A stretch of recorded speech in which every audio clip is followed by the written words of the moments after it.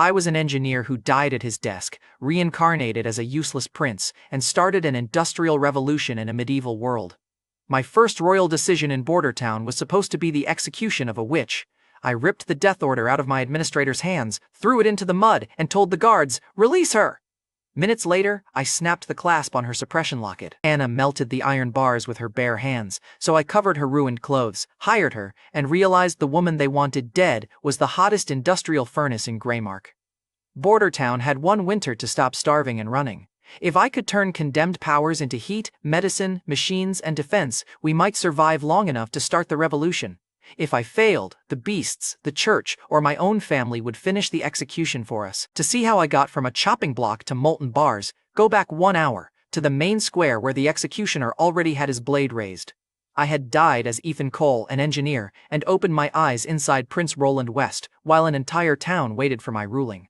My inherited memories were still arriving in scraps, but one fact was clear: this body had authority here, and the woman kneeling in chains had seconds left. In the actual moment, the death paper was still in my hand, so I sent it into the mud and gave the full order: cut her loose. The square went silent before the executioner did. He kept the blade hanging over her neck because murder had become easier than processing a new instruction. Tobias Lockwood, the chief knight guarding the platform, stepped beside me in enough armor to roof a small barn. "Your Highness, she is a witch." I looked from the chained woman to the walking fortress beside me. "Tobias, you're twice her size and carrying half a blacksmith shop.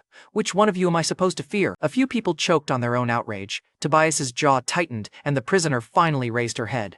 That was Anna Brandt. Her face was bruised, her wrists were raw, and she had already accepted death so completely that delaying it only frightened her more.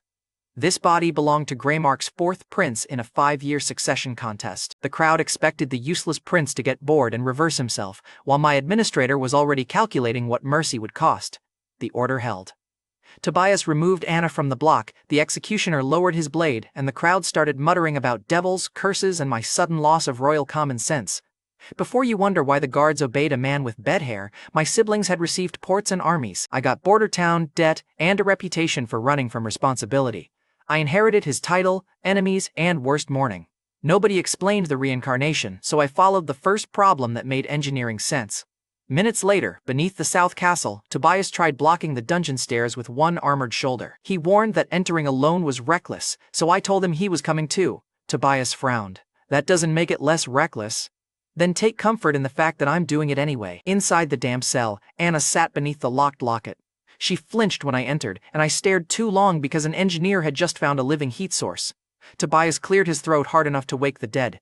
I tapped his breastplate. "Congratulations, Sir Muscles! You interrupted science!" Anna almost smiled, which was more life than the square had allowed her all morning. Then Anna told us a mine tunnel had collapsed. While greedy men chased exposed ore, she burned through fallen timber and led trapped workers out. One miner reported the flames, and her own father confirmed the accusation. She saved lives and got an execution date. My administrator warned that one uncontrolled witch could destroy a town. I pointed out that one drunk noble with a treasury could do the same, and we hadn't started executing those in advance. He didn't laugh. I asked to see the power. Anna admitted the locket suppressed her fire and warned that opening it could hurt everyone. Tobias stepped between us before she'd finished. "If you open that," Tobias warned, "she could burn everyone in this room." I pointed at the doorway. "Then stand by the door." "I am standing between you and the door." "That sounds like a personal scheduling problem." The clasp was cheap iron around a dark stone insert, so I reached past him and snapped it. Heat hit before Anna moved. Orange light raced over her skin and across the floor, the straw caught, and flame rolled up the wall until the whole cell turned bright. Tobias backed into my administrators so hard their armor and paperwork collided. I'd known Sir Muscles less than an hour, and he was already losing to a chained woman. The iron bars turned red, sagged, and dropped in glowing pieces. Anna stood inside the fire without burning, although her clothes were far less cooperative, so I threw my coat around her as soon as I could reach her. She stared at the molten doorway, then looked at me with the exhausted calm of someone whose worst fear had finally happened. "Please kill me before I hurt anyone," Anna whispered. "That part wasn't funny." She had saved miners, survived a public execution, and still believed the safest thing she could offer the world was her own death. I had just watched her liquefy iron. The crowd saw a devil, but I saw controllable heat, kilns, metalworking, steam, and roughly 6 centuries of labor begging to get embarrassed. "No," I told her. "You produce heat, I need heat, and you're hired." Anna blinked. My administrator began calculating room and clothing costs, while Tobias looked from the molten bars to his sword and entered the first of many professional crises. The man had spent his whole life believing steel separated trained power from helpless people, and Anna had just turned that belief into glowing scrap before breakfast. "You want me to work?" Anna asked. "With wages, a room, food, and training. Burning people remains discouraged." She clutched my coat closed and admitted a looter had died during the mine collapse. "The man attacked you after the fire started," I said. "That doesn't make every flame innocent, but it makes the execution crowd lazy." My administrator was Desmond Barlow, the future human budget alarm, and he introduced himself properly by objecting to everything at once. The free witches might come for Anna. Tobias thought she could kill us in our sleep, and Anna believed nobody would accept her in public. I gave Desmond the immediate answer. "She gets a room, food, wages, and a door that locks from the inside. You write the terms, Tobias guards the castle, and tomorrow's panic can wait until tomorrow." Desmond stared at the molten bars. "What job title am I writing?" "Industrial heat specialist," I said. Desmond stared at me. "That title doesn't exist." "It does now," I told him, "and somehow it already has housing expenses." Desmond wrote 3 blunt promises. Anna would be paid, she could refuse any experiment, and she could leave. He read each one aloud because Anna kept looking at the page like a hidden chain might crawl out between the lines. Tobias added that the guards could intervene if the castle caught fire, which was fair enough after what remained of the cell. Anna asked twice whether leaving would cancel her meals. Desmond answered twice that wages came from work and would continue until Anna chose to leave. The old order had moved Anna from mine to prison to chopping block without asking once. I gave her the refusal that order had denied at every step. Anna signed with a shaking hand, then looked at the broken locket on Desmond's desk and closed his ledger over it. "I don't want to wear it again." "Then don't," I said, and that became her first decision as an employee. News crossed the castle before we reached the stairs. Servants stopped, a kitchen worker crossed himself, and one maid left fresh towels outside Anna's room before fleeing from the thank you. The servants stayed afraid. The building still had to treat Anna like a resident, which meant keys, clean clothes, hot food, and people learning to knock before entering her room. Tobias posted 2 guards at her door, so Anna asked whether they were protecting the castle from her. "Both directions," Tobias admitted. Honest fear was ugly, but at least it wasn't pretending to be kindness. The next morning, Anna came to the work cottage in clean clothes and kept waiting for the trick. She asked why I'd shelter someone the entire town hated. "You have a dangerous gift and no training," I told her. "That's a problem we can work on. Devils are Desmond's accounting category." Desmond entered with forms and informed me that no such category existed, which meant I'd finally found his real limit. Anna could throw furnace-sized fire without effort, but precision vanished whenever fear or embarrassment hit. During practice, she scorched the table, burned through a sleeve, and finally sent Tobias behind a stone column while he loudly described the retreat as tactical. "You already know I never let Sir Muscles forget that." By evening, Anna warmed one clay disc without blackening its wooden stand. Then she heated a cracked cooking plate while a smith closed the fracture, ruined the first repair by going too hot, and held the second attempt steady while I counted her breaths. The metal joined cleanly. A blacksmith who'd avoided her all morning inspected the seam, turned it toward the light, and handed her a second broken plate without offering praise. That plain request hit Anna harder than applause would have.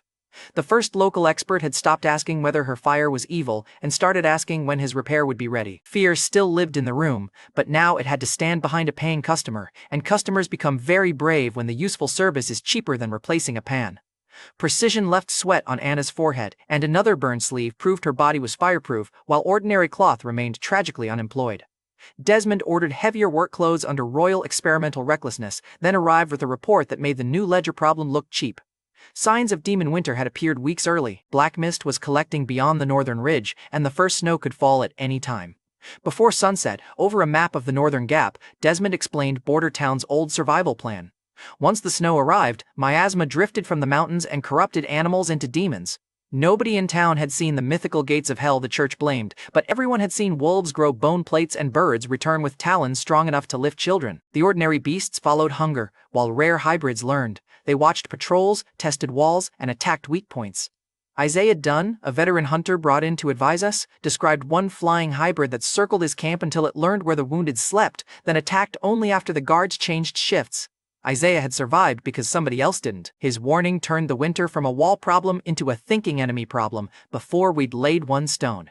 After the first snow, staying in Border Town meant fighting until the sky cleared or everybody died. Every previous ruler evacuated the population to Stonebridge Fortress. border towns' miners traded nearly a year of ore for winter food and shelter. When winter lasted longer than Stonebridge's ration plan, families starved inside the place that claimed to save them. Guards bullied the frontier workers, merchants seized tools as debt, and surviving miners returned home in spring poorer than before. Anna knew the pattern personally. She told me about one winter when her family ate boiled leather after Stonebridge's ration gate closed. The guards still demanded the next ore payment in spring, and families who protested lost tools first because a miner without a pick couldn't bargain. Her father kept calling the fortress protection because admitting the truth would mean he'd traded both ore and dignity for too little. The execution square hit a larger stake. Border Town was built to surrender every winter, and the people who profited from that surrender had no reason to improve it. Tobias pointed from the North Ridge to the Red River. The open ground is too wide. We cannot defend every approach. Then we changed the approach. I drew one line across the map. Tobias stared at it. That is a wall. Excellent visual recognition. Desmond asked how much of the gap I intended to close. All of it. He shut his ledger very slowly. Tobias objected that fitted stone would take years. Isaiah warned that the river froze unevenly and could become a flank route. Desmond reminded me that our labor force was small, our treasury was finite, and most townspeople were already packing to leave.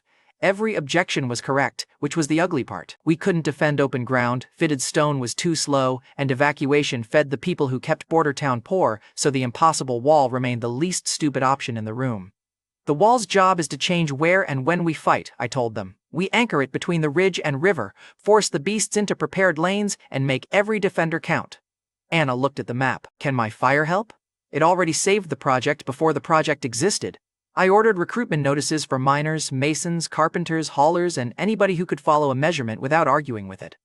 The work paid food and wages, while the full winter decision would wait until I could show the town something stronger than confidence. I still made my own commitment visible. My carriage went into storage instead of toward the southern road. Tobias moved my guard quarters near the wall line, and Desmond released the first construction payment before I had time to regret owning jewelry. Anna heard the orders and pointed toward the mountains. If the prince stays, I stay. My fire will work on the wall. The woman this town tried to execute became the first civilian volunteer. A mason joined because the wage was real, then 2 miners added their names because Stonebridge's old bargain had already starved them once. None of them looked inspired. They looked cold, angry, and tired of paying for the same failure every year, which was honestly a stronger foundation than a speech. By dusk, the board held a handful of names, enough to start digging while the rest of the town still packed to leave. Outside, the first snow began falling while families still carried trunks toward the southern road. Every ruler before me had treated evacuation like weather, and one reckless line on a map hadn't changed that yet. I had been a prince for one day.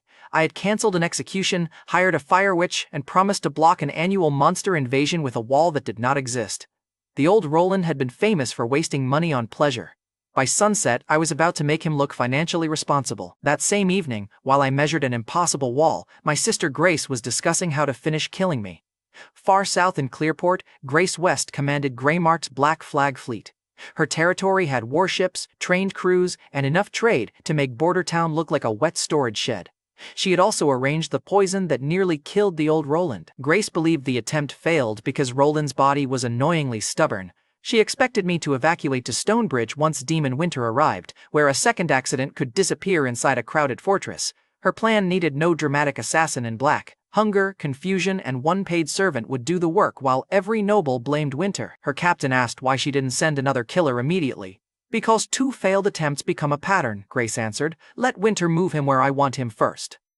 The reports from Border Town had already changed her calculation. The prince who should have been weak in bed had canceled a church-backed execution, entered the dungeon personally, and ordered construction instead of evacuation. Grace considered poison damage, hidden talent, and fear-driven competence, then rejected the comforting explanation that I'd simply become responsible overnight. People don't usually wake up useful after years of practice being a problem. Whatever changed me, she knew it could change the succession too. I knew none of this. My enemy was planning patience while I stood outside Border Town with Tobias, a rope, and a wall line that made grown men tired just by looking at it. The distance from North Ridge to the Red River was too wide for fitted stone construction before winter. Tobias walked it twice, returned covered in mud, and delivered his professional conclusion. "This is impossible," Tobias announced.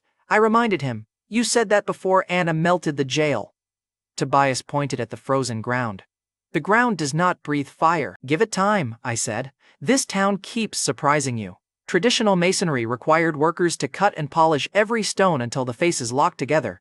Even with hundreds of laborers, Tobias estimated we would finish after next year's demon winter. That schedule had one minor flaw: everyone would be dead this year. I remembered what cement could do, while local materials still had to teach us the firing temperature, ratios, and curing behavior. My engineering background gave us direction. The recipe had to be rebuilt through physical tests. The next morning, outside Anna's kiln cottage, we tested limestone, clay, ash, and heat in several combinations. Our first batch crumbled in my hand, while the next hardened inside the trough and cost us a shovel. By the third attempt, the smoke was so bad, Tobias accused the substance of joining the witch problem. Anna controlled temperature by watching color changes across clay markers, while my memory supplied the direction and local workers corrected the material proportions after each failure. Her power gave us repeatability, which was the piece medieval trial and error usually couldn't afford. The fourth batch looked ugly enough to be promising, which is how half of engineering begins. The gray paste refused to crumble when a mason pressed his thumb into it, and every worker around the trough stopped pretending to ignore us. We spread it between two rough boulders, braced them, and waited. Tobias asked how long the miracle required. I checked the wet seam. "Long enough for you to become emotionally attached to both rocks." Tobias folded his arms. "I am attached to neither." I nodded. "Excellent. The test remains ethical." When the binder cured, Tobias hooked a pry bar between the stones and pulled until his arms tightened. The iron bent slightly while the stones stayed together. Workers stopped carrying baskets and watched him try again. Tobias had called the wall impossible in front of all of them. Every worker now treated the pull as a public argument between the strongest man at the site and a seam of ugly gray paste. Tobias planted both boots, pulled until his face darkened, and lost a physical argument to what he later called sticky dirt. I let him exhaust every objection before tapping the joined boulders. Homes, bridges, roads, foundations, walls.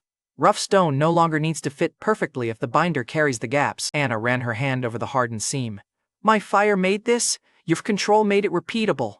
One mason thanked her without thinking, realized what he had done, looked toward the others, and kept the words. Tobias released the bar and inspected his gloves. "I dislike this substance. It replaced 6 masons and embarrassed you before breakfast. The feeling is mutual." The workers skipped chemistry, carried the joined stones to the wall line, and demanded more binder. A hauler who'd spent years polishing rock faces understood the result immediately. One rough block could now be useful instead of discarded. He shouted for every rejected stone pile to be rechecked, and within an hour the waste beside the quarry had become inventory. That's the kind of miracle laborers trust, because it makes yesterday's trash worth today's wages. The production line changed how people treated Anna. Men who had avoided her cottage began bringing limestone, clay, and fuel to her door. They still watched the flame nervously, yet fear now competed with the knowledge that every controlled batch moved the wall closer to the river. Tobias returned after the others left, tried the pry bar again, and still failed. I learned this because he left a boot print in wet cement and blamed the ground. The print remained beside the test stones as a public measurement of nightly denial. The cement made speed possible, but it exposed my next mistake immediately. I marked the first foundation trench from a rough memory of modern construction. Workers dug for half a day and produced a shallow, uneven ditch that would collect water, freeze, and betray the wall from below. Tobias explained the flaw with suspicious enjoyment. "I needed a civil engineer. Bordertown sent me a guilty schoolteacher instead." Before Emmett answered the summons, he had spent 3 nights dreaming about Anna's execution. He taught basic letters in a cramped room near the Southern Market, using old Mason Guild tools as paperweights because looking at them directly reminded him why he stopped building. The theater collapse that destroyed the guild had killed workers and patrons. Contractors who substituted bad stone blamed the masons, and Emmett remained silent while men with titles protected themselves. Elsie studied at his table. She had trusted him with the truth after healing an injured bird. When she heard that Anna had been arrested, she asked whether every witch eventually stood beneath a rope or blade. Emmett promised to protect her, then realized promises made from a classroom wouldn't stop the church. He'd already failed one student by staying quiet when powerful men wanted a scapegoat. Elsie's question made him hear that old silence as a choice instead of an excuse. The construction notice gave him a physical choice. It carried my seal, listed wages, requested experienced masons, and came from the same prince who interrupted Anna's execution. Answering might expose him as a witch sympathizer. Ignoring it would repeat the exact cowardice that haunted him. Elsie placed his wrapped tools in his hands. "If Anna is alive," she said, "maybe the prince is not lying." So Emmett arrived with both his skill and the child whose safety made the risk unavoidable. That afternoon, Desmond brought in Emmett Bates, a former member of Greymark's Mason Guild. He arrived with worn measuring tools wrapped in cloth. Emmett studied the trench, the wall line, and the cement sample without speaking. Then he saw Anna supervising the firing pit. Emmett dropped to his knees. Anna stopped moving. "I should have protected you," he told her. "I knew the accusation was wrong, and I stayed quiet because I was afraid." Workers heard him, including the small girl hiding behind his coat. Anna's first instinct was to apologize for causing him trouble. That reaction told me everything ugly about the life she had survived. I stepped between them before guilt turned into a ceremony nobody needed. "Emmett, can you build this wall?" He looked back at my trench. "Your foundation will crack during the thaw." I asked Emmett, "Can you fix it?" Emmett answered, "Yes, I can fix it." I handed him the project. "Good. You are now in charge of making my bad idea less deadly."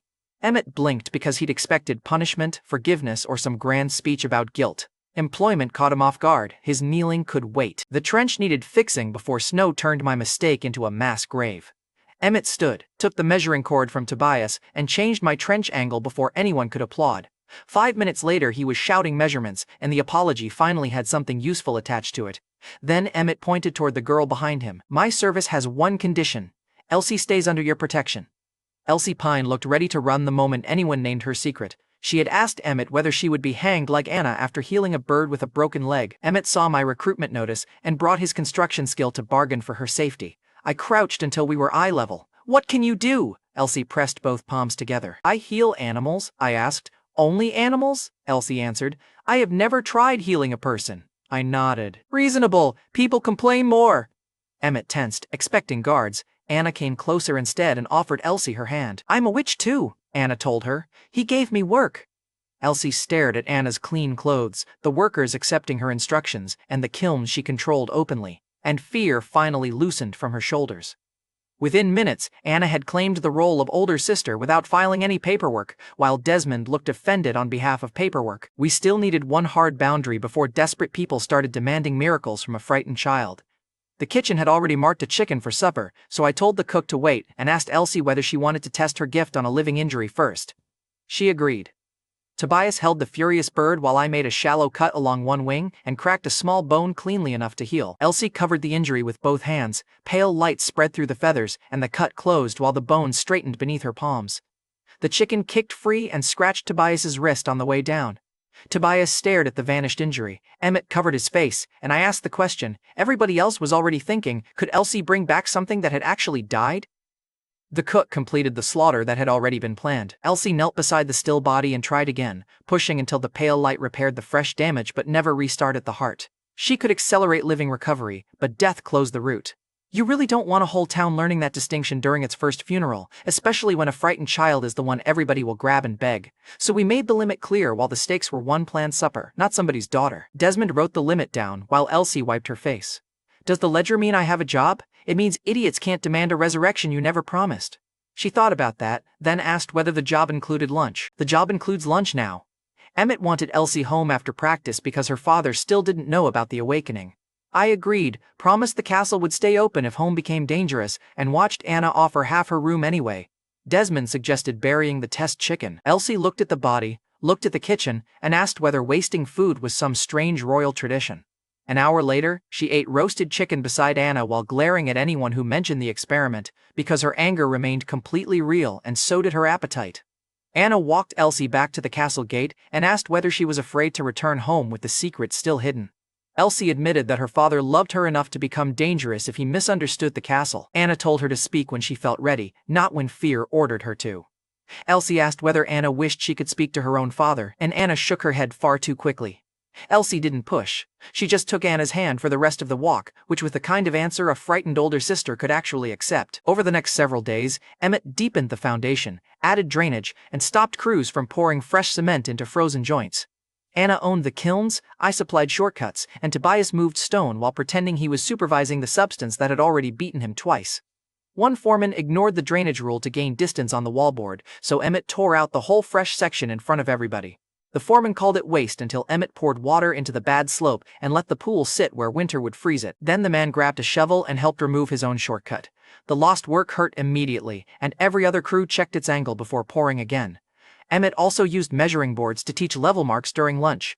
One laborer caught a supervisor shaving his recorded distance before the week ended, and suddenly half the wall wanted the same lesson. Funny how literacy becomes popular the second it protects wages. When the corrected trench survived its first freeze, Tobias called Emmett Master Mason without being prompted. Emmett accepted the title, checked the next joint, and kept moving. The wallboard started gaining on the winter marker, which meant Desmond arrived with the natural predator of all successful projects, the real balance. "Your private savings are gone," he told me. "I have jewelry. You had jewelry." I pushed the first case across the desk. "Excellent correction. Sell it." Desmond gave me 3 alternatives: delay wages, cut winter food, or stop the wall. I sold status before people, and the human budget alarm finally stopped treating the project like a princely mood. That choice cost Desmond too. Stonebridge merchants could close every respectable financial office to him if we failed, and he knew exactly which former colleagues would enjoy watching the human budget alarm beg for work. He still ordered the warehouse clerk to honor my fairer Willow Creek sale, then signed the instruction himself so nobody lower in the office carried the risk alone.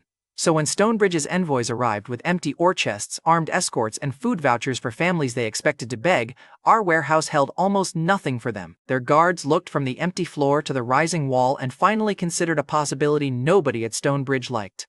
Border Town had another buyer. The lead envoy stepped from his carriage, saw the wall, and smiled like he still owned the road. His guards noticed the empty warehouse first. His assistant noticed Desmond wasn't apologizing. The envoy noticed both reactions and chose arrogance anyway, because some men would rather double down in public than adjust 1 inch in front of employees. Then he asked Desmond to open the ore stores. Desmond looked at me. I looked at the empty warehouse, and honestly, you guys already know how well that request was about to go. Stonebridge came to collect an ore pile I had already sold somewhere else. The lead envoy entered my dining hall wearing red silk, carrying 6 guards, and smiling with the confidence of a man who believed hunger had signed the contract before he arrived. He represented Duke Marcus Ryan, the Stonebridge power broker whose fortress controlled Western food, shelter, and nearly every road worth taxing. Desmond placed tea in front of him, and I placed chopsticks beside the food. The envoy copied my grip, dropped a dumpling into his sleeve, and pretended the accident had been intentional. His assistant looked away. Tobias watched with the solemn concentration of a knight observing an enemy formation collapse.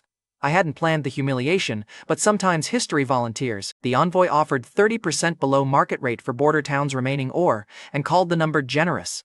Then he warned that the road to Willow Creek could become dangerous if our merchants stopped using Stonebridge. He realized the mistake as soon as the sentence left his mouth. He had threatened a royal road during a price negotiation. Tobias stopped pretending to drink. Desmond looked up from the trade sheet, and the guards by the door shifted their weight. I leaned back. "Are Stonebridge merchants threatening Greymark's roads now?" The envoy folded fast enough to earn a small amount of respect. He claimed he meant bandits, weather, accidents, and perhaps unusually ambitious wolves. Desmond placed 2 ledgers between us, one showing the old Stonebridge exchange and the other Willow Creek's offer. The difference funded weeks of wall labor from the same ore. The envoy tried changing the subject to tradition. "Tradition is the name people use when the math benefits them," I told him. His assistant reread the figures and stopped meeting his eyes. Tobias understood little of the pricing details, but he recognized the moment an opponent began losing his own side. The envoy claimed Stonebridge provided roads, safety, and storage. "Safety that ends when our food does," I replied. "Roads your merchants threaten. Storage filled with ore, you price yourself." He doubled down and said, Border Town lacked bargaining power, so I made the consequence visible. I ordered Desmond to produce the signed Willow Creek contract and told the warehouse guard to prepare the next eastbound shipment. The envoy reached for the paper, then remembered he had no claim to it. He arrived expecting to decide whether we ate. Now he was watching business leave the room without him. His assistant whispered that Stonebridge's 6 merchant families would blame them personally. The envoy lowered his price twice before I stood. I refused both offers. A monopoly that needed 1 dinner to discover fairness had never been confused about the correct number. Before his carriage departed, I took him to the western edge of town. The wall had become a broad gray barrier across the open ground. Workers moved rough stone along ramps while Anna controlled kiln heat and Ennett corrected foundation lines. The envoy stopped speaking. Stonebridge nobles had called the project a pleasure garden, a monument to princely stupidity, and a wall winter would knock down before the monsters arrived. Now the envoy touched cured cement and understood that I had never planned to evacuate. He said, "You intend to remain here." I thought the wall made that obvious. He had come to collect tribute from a dependent wasteland, and he left carrying a report about a fortified competitor. Duke Marcus would hear that Border Town had a second buyer, a rising wall, and a prince reckless enough to reject winter shelter. A functioning alternative frightened his monopoly more than my current military strength. The envoy attempted one final status play before leaving. He offered private winter rooms for me and my senior staff if the town still evacuated later. The implication was that noble comfort could remain available even after ordinary families lost theirs. Tobias answered before I did. "My post is the wall!" Desmond closed the Willow Creek ledger. "My accounts are here!" The envoy looked toward Anna, expecting the witch to understand she had no place in the offer. Anna asked whether Stonebridge's rooms included a furnace large enough for the wall crews. Stonebridge had no such furnace, and the offer collapsed because the people around me refused different pieces of it for their own reasons. Tobias chose duty, Desmond chose the project he had financed, and Anna chose work that treated her power as valuable. Their choices ended the offer before I could add anything. Outside, one laborer raised a shovel when the carriage passed. Others followed. The raised shovels carried a construction crew's message to the monopoly. The gray object behind them had owners. The envoys departed before sunset. The workers watched the carriage leave and understood that the wall had already won its first battle without meeting a demon. That night, inside my bedroom, I complained that Bordertown had no theater, no trustworthy tavern, and no nightlife beyond. Tobias asking whether I had finished tomorrow's orders. A woman's voice answered from behind me. The woman said, "You have me!" I turned and found a hooded stranger beside my desk with one of my blueprints open across her lap. She had pale hair, amused eyes, and a dagger close enough to my throat that one quick move would have pushed me into the blade. Tobias was outside the door. The stranger had crossed the room without disturbing him. I said, "You broke into a prince's bedroom." Nightingale glanced at the window. "You left it unlocked." I answered, "That is not a defense." She smiled at the evidence. "It worked." She introduced herself as Nightingale, an agent of the Free Witches, and proved the important part by walking straight through my bedroom wall. Locks clearly weren't going to carry this relationship. Nightingale also claimed she could sense lies. She didn't explain the hidden route, the colors she followed, or how far she could carry another person, and I had no reason to ask for a lecture with her dagger still near my throat. "Did you come to kill me?" I asked. "No," Nightingale said, and whatever she saw in my reaction amused her far too much. Great. The assassin who ignored Stone also knew when I lied, so my privacy was cooked before the town even had indoor plumbing. She had come for Anna and Elsie. The Free Witches gathered persecuted women, moved between remote shelters, and searched for a promised holy mountain where nobody would burn them. Nightingale believed the girls would be safer with people like them. I disagreed for practical reasons before I reached the emotional ones. The association had no permanent farms, walls, workshops, or medical stores. Its members hid because the church hunted them, which also meant every winter route threatened starvation. Anna and Elsie had families, jobs, and a town slowly learning their names.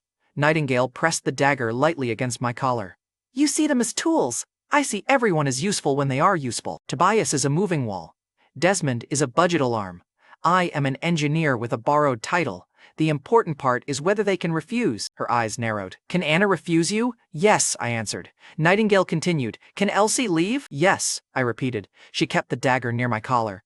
"Would you shelter a witch whose gift has no military value?" I answered. "She still eats while we discover whether my imagination is the weak part." Nightingale lowered the dagger a fraction. She'd come expecting a greedy noble hiding ownership beneath kindness, and she did find greed, except mine pointed at furnaces, labor, and impossible projects rather than bodies. I invited the entire association to spend winter in Bordertown. Nightingale's amused expression finally slipped. She warned that townspeople might riot and the church would treat the settlement as rebellion. I pointed outside, where one witch was firing cement for the wall and another was learning medicine. Every visible rescue forced public fear to compete with gratitude. Nightingale gave me the harsher reason for urgency. Anna was approaching maturity, and witches accumulated pressure as their powers grew, especially after years of suppression. The transition could bring agony, loss of control, or death, with stronger gifts often producing the worst crisis. Anna's improving fire had just become a countdown. Nightingale still refused my offer to stay. Her loyalty remained with sisters who had no castle. She promised to watch what Bordertown became and decide whether the invitation was real. Before leaving, she took one fish cake from my plate. "You entered with a dagger and left with dinner," I said. Nightingale took a bite. "I am adapting to local industry." She disappeared through the wall. Tobias opened the door 3 seconds later, saw the missing food, and asked whether I had finally started hallucinating from work. And the next morning, Anna learned about the association offer and asked whether I wanted her to leave with them. "No. I want you to choose where you live." Anna looked toward the wall, the kiln, and workers who now asked for her heat by name. Her own father had confirmed the accusation against her, while this ugly frontier town kept giving her reasons to imagine tomorrow. Anna said it plainly. "I'm staying." Nobody ordered the answer, and Nightingale's lie sense stayed quiet. So the next morning, I called Bordertown into the square and finally gave the public decision its proper fight. Desmond opened the winter inventory where everybody could see it.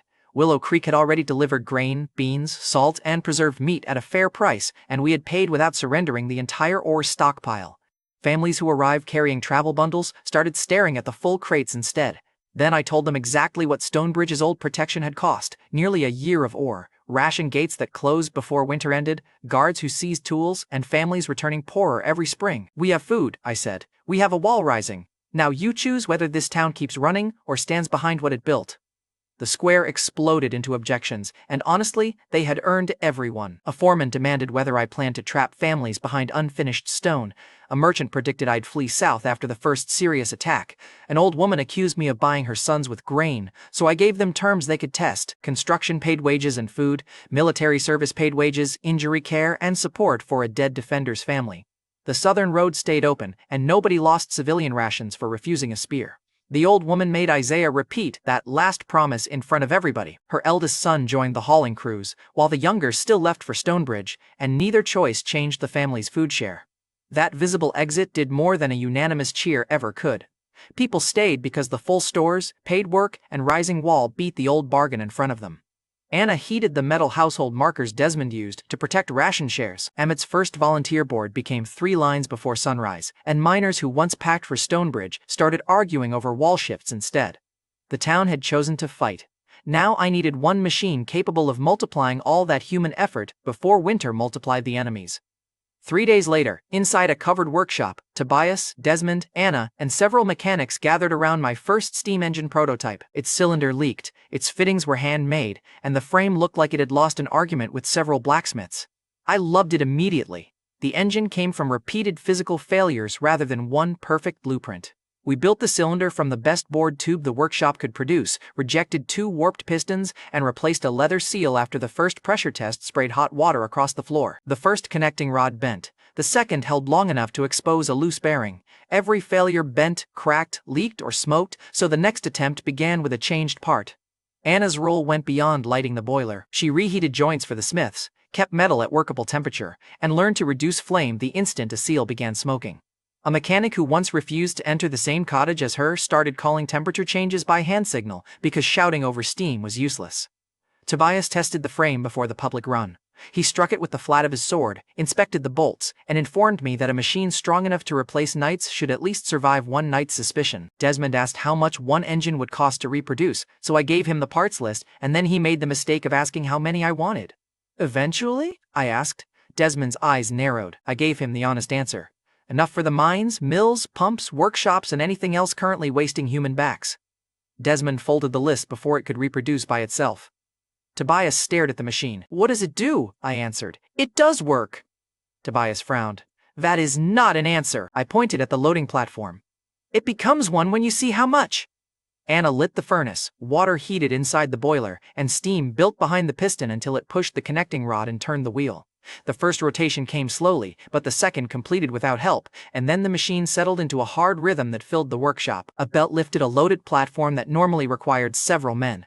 Tobias stepped forward, braced both hands against the mechanism, and failed to stop it. A blacksmith dropped his measuring rod. Desmond reread the fuel estimate because his mind rejected the first result. Anna watched workers gather around heat that had once earned her a death sentence. The prototype produced the rough working force of 10 trained Knights. It could repeat that force as long as fuel, water, and maintenance held. Training 10 elite soldiers required years. Building this ugly contraption had required days of prepared parts, failed seals, and Anna's furnace. A mechanic shouted that steam was escaping around the piston. I released pressure, changed the packing, and restarted the engine. The repair convinced the workers more than a flawless run would have. Everyone saw the machine stop, get fixed, and return to work. That made the machine understandable. When the wheel turned again, the workers cheered. Nightingale arrived at the workshop door after the second successful run. She had followed the sound from the castle and stopped outside when she heard ordinary workers asking Anna to increase the furnace heat. Nightingale watched a witch stand in full view while mechanics competed for her attention. My bedroom invitation had been words. This was Anna controlling the furnace, while ordinary men argued over who got her help next. Production had turned prejudice into a practical inconvenience, and you could see Nightingale recalculating the whole idea from the doorway. She stayed outside, then later took one loose engine sketch from my desk as her preferred form of professional admiration. Tobias objected that Knights did more than lift. The engine lifted the next platform without acknowledging him. Desmond converted coal use into cost and discovered the machine remained cheaper than feeding 10 trained knights for continuous labor. His expression moved from disbelief to the more serious fear of future invoices. I wrapped both arms around the warm housing. Desmond asked whether hugging expensive equipment was another royal custom. This, I told them, is the first step. Anna stood beside the furnace while workers called her name. Her condemned curse had become industry in front of witnesses. Sir Muscles had survived the fire witch and sticky stone. Now a noisy cylinder replaced 10 of him before lunch. Before the workshop emptied, I assigned the prototype to the mine pumps and ordered a second frame for the boring tools. Every foreman wanted the next engine, every smith wanted better steel, and Desmond wanted to know which request he could deny without starting a labor riot. The wheel kept turning while a queue formed around it. You want to know when the Industrial Revolution really started? It was the moment one ugly machine worked and 6 departments began fighting over the sequel. I thought the racket was our biggest new problem. That night, somebody entered my bedroom carrying an assassination order quiet enough to fit on one sheet of paper. The person in my bedroom was Nightingale again, and this time she had stolen the steam engine blueprints from my desk. She lay across the foot of the bed, reading by candlelight as though breaking into a prince's room had become a salaried position. The engine's success had made the drawings dangerous.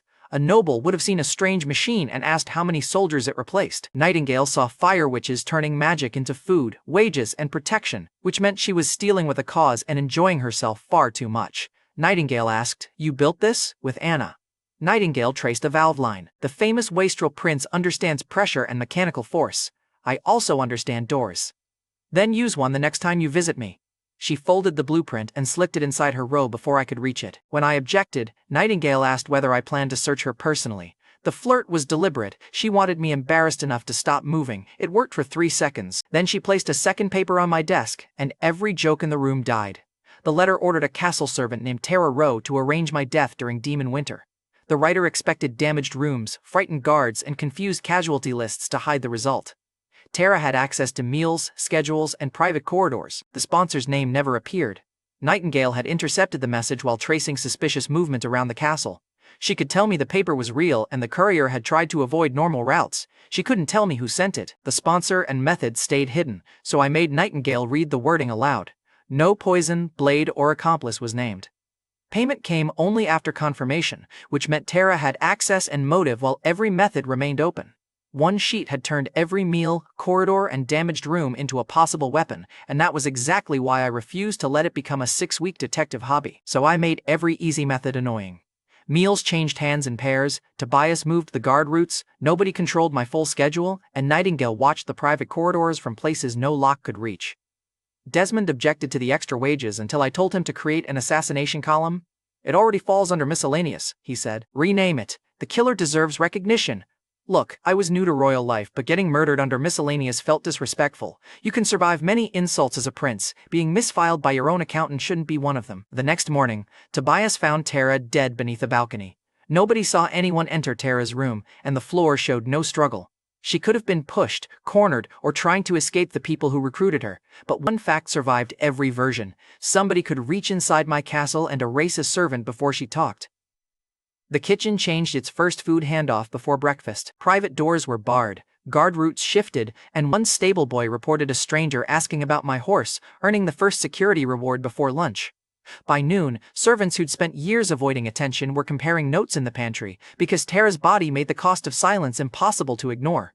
Fear stayed in the castle, but now it had a direction and a payment schedule. Tara's death split the staff. Some called her a traitor, while others remembered a frightened servant caught under somebody richer and meaner. Desmond arranged a quiet burial and paid her earned wages to her family, but no hero's pension and no public disgrace pretended we knew more than we did. The sponsor remained loose.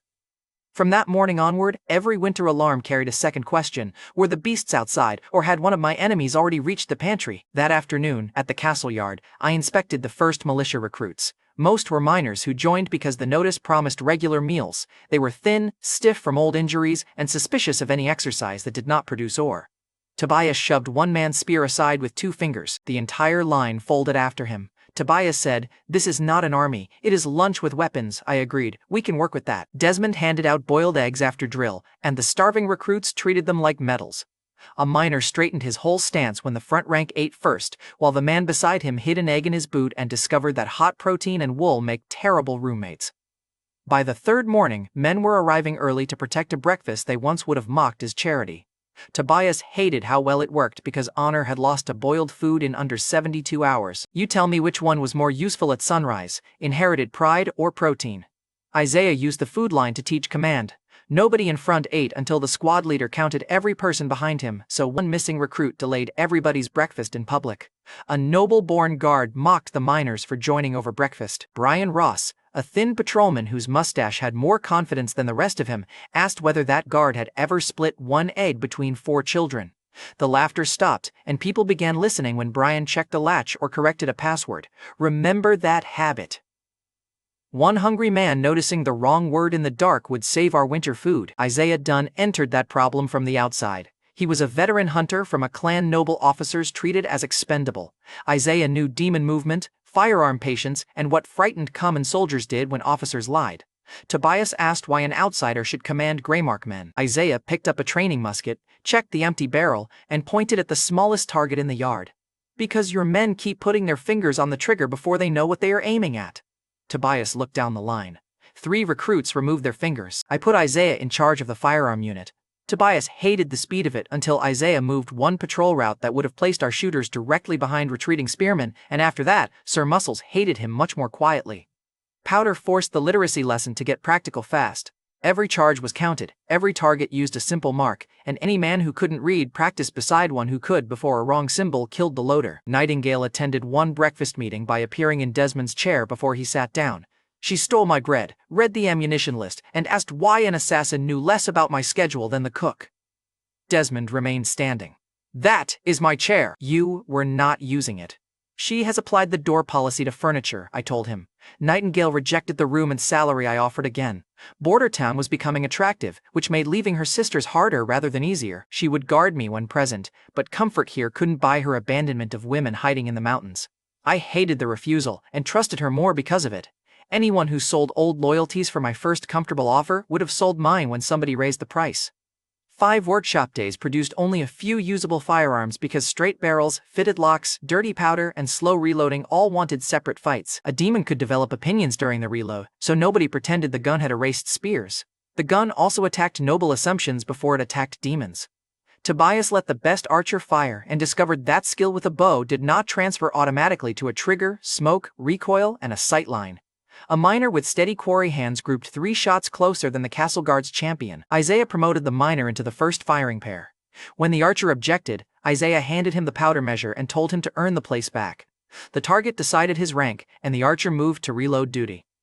The first lock misfired, the second pan flashed without lighting the charge, and one barrel cracked during proofing, so we cut it apart before Pride turned it into a grenade. The working gun finally punched through a straw-wrapped timber target and buried the ball in the dirt. Smoke covered the line, the recoil bruised the miner's shoulder, and the castle archer's smoke expression disappeared before the air cleared. Tobias measured reload time, Desmond asked the cost per shot, and Isaiah started the next load before answering. Longer than the target will politely wait, so shooters trained behind spear lines, with one rank firing while another reloaded, because nobody pretended guns had erased close combat. But the militia's first real test arrived beneath the food stores. A bribed guard opened a service tunnel after dark. Raiders entered with axes, oil, and a simple plan: burn winter grain, blame my management, and force Border Town back under Stonebridge dependence. Brian noticed the wrong password at the inner gate because he'd corrected that exact word during drill. He challenged the first man, saw the hesitation, and took a blade under the ribs before the alarm left his mouth. The raiders thought the wound ended the problem.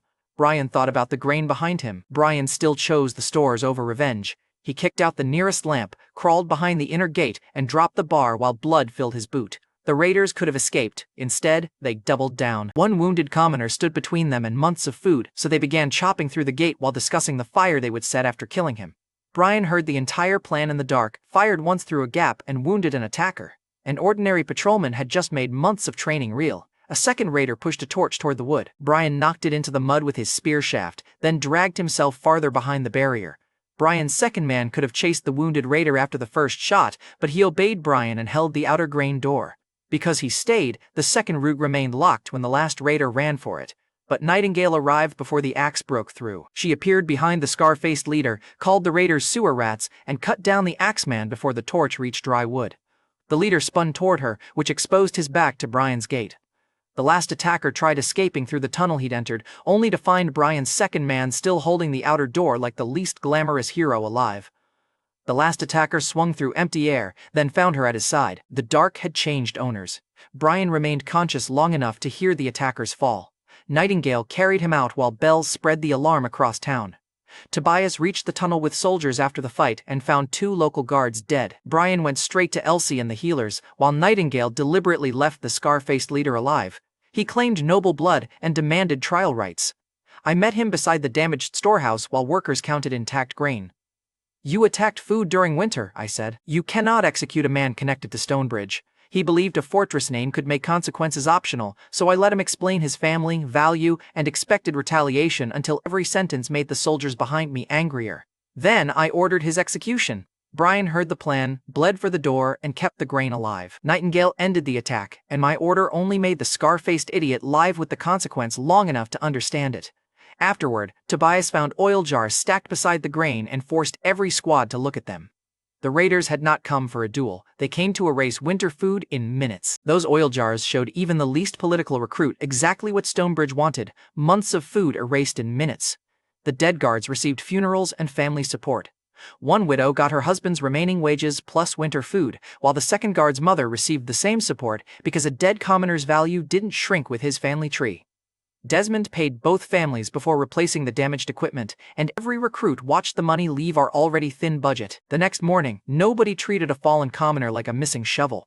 Brian survived after Elsie closed the wound, though healing did not erase the pain of being stabbed.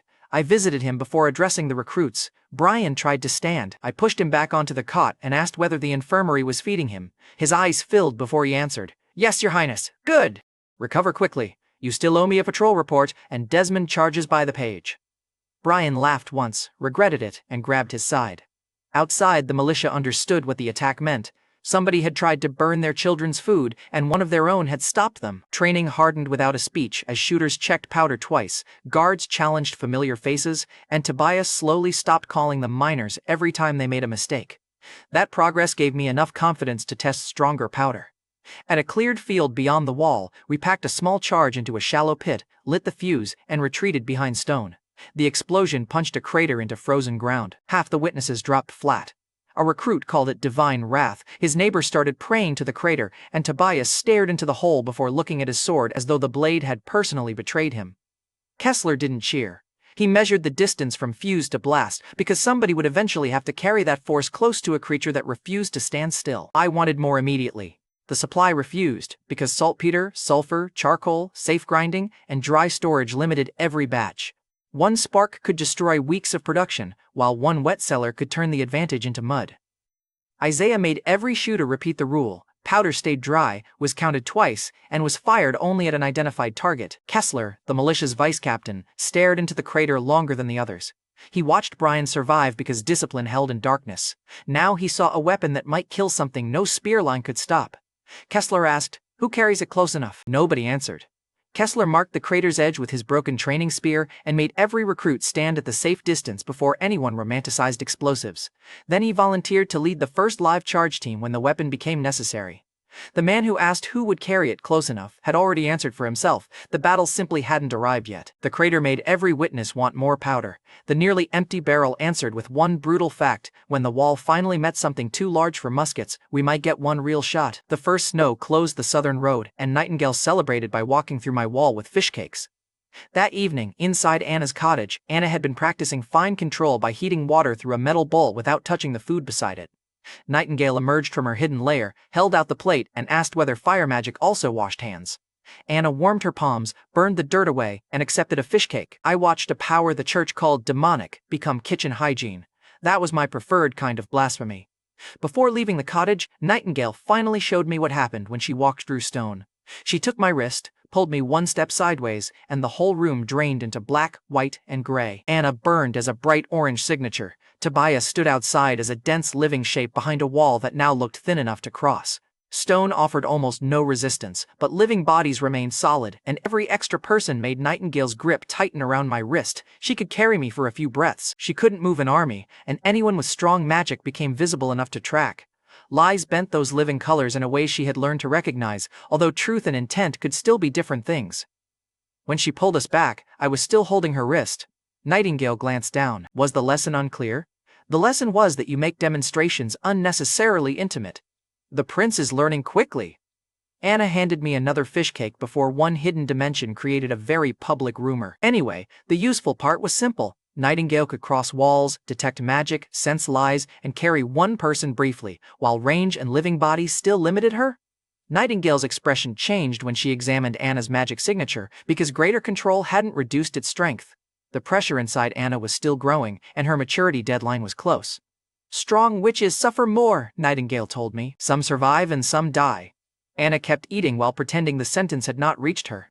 I asked what determines survival. Nightingale's answer was blunt. No one knows. The association calls the pain a test. I call it a graveyard with doctrine around it. Anna answered the fear with the one fact she trusted. Roland gave me work. He kept his promise. Then Anna finally named the price of her father's betrayal, 25 gold. A stranger's payment had outweighed his daughter's life, while regular wages and one unlocked door had given her a reason to imagine next month. Nightingale stopped teasing. She knew families who sold witches, nobles who renamed ownership as protection, and leaders who called obedience gratitude. Anna stayed because she chose to, and the woman who could smell lies understood exactly how rare that was. But the quiet ended when Elsie burst through the door crying. Her father had reached Border Town. Before breakfast the next morning, Howard Pine stormed into the castle audience room with an old sword and the anger of a man who believed someone stole his child. Elsie hid behind Anna. Emmett stood nearby, looking guilty enough to confess to whether. Howard pointed at me. Give me my daughter. Elsie flinched. Please do not sell me to the church. The accusation struck Howard harder than a weapon because he hadn't known she was a witch, and he believed Emmett had filled her head with fear, so he demanded proof.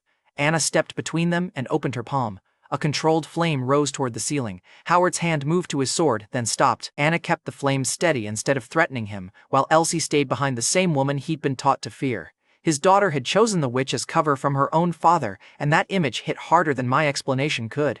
I explained Elsie's healing, the living tissue limit, and voluntary practice. No one purchased Elsie, and no one would hand her over. Howard still wanted to take her away. His fear had a practical foundation. The Pine family once held land and a minor knightly title before political pressure stripped both.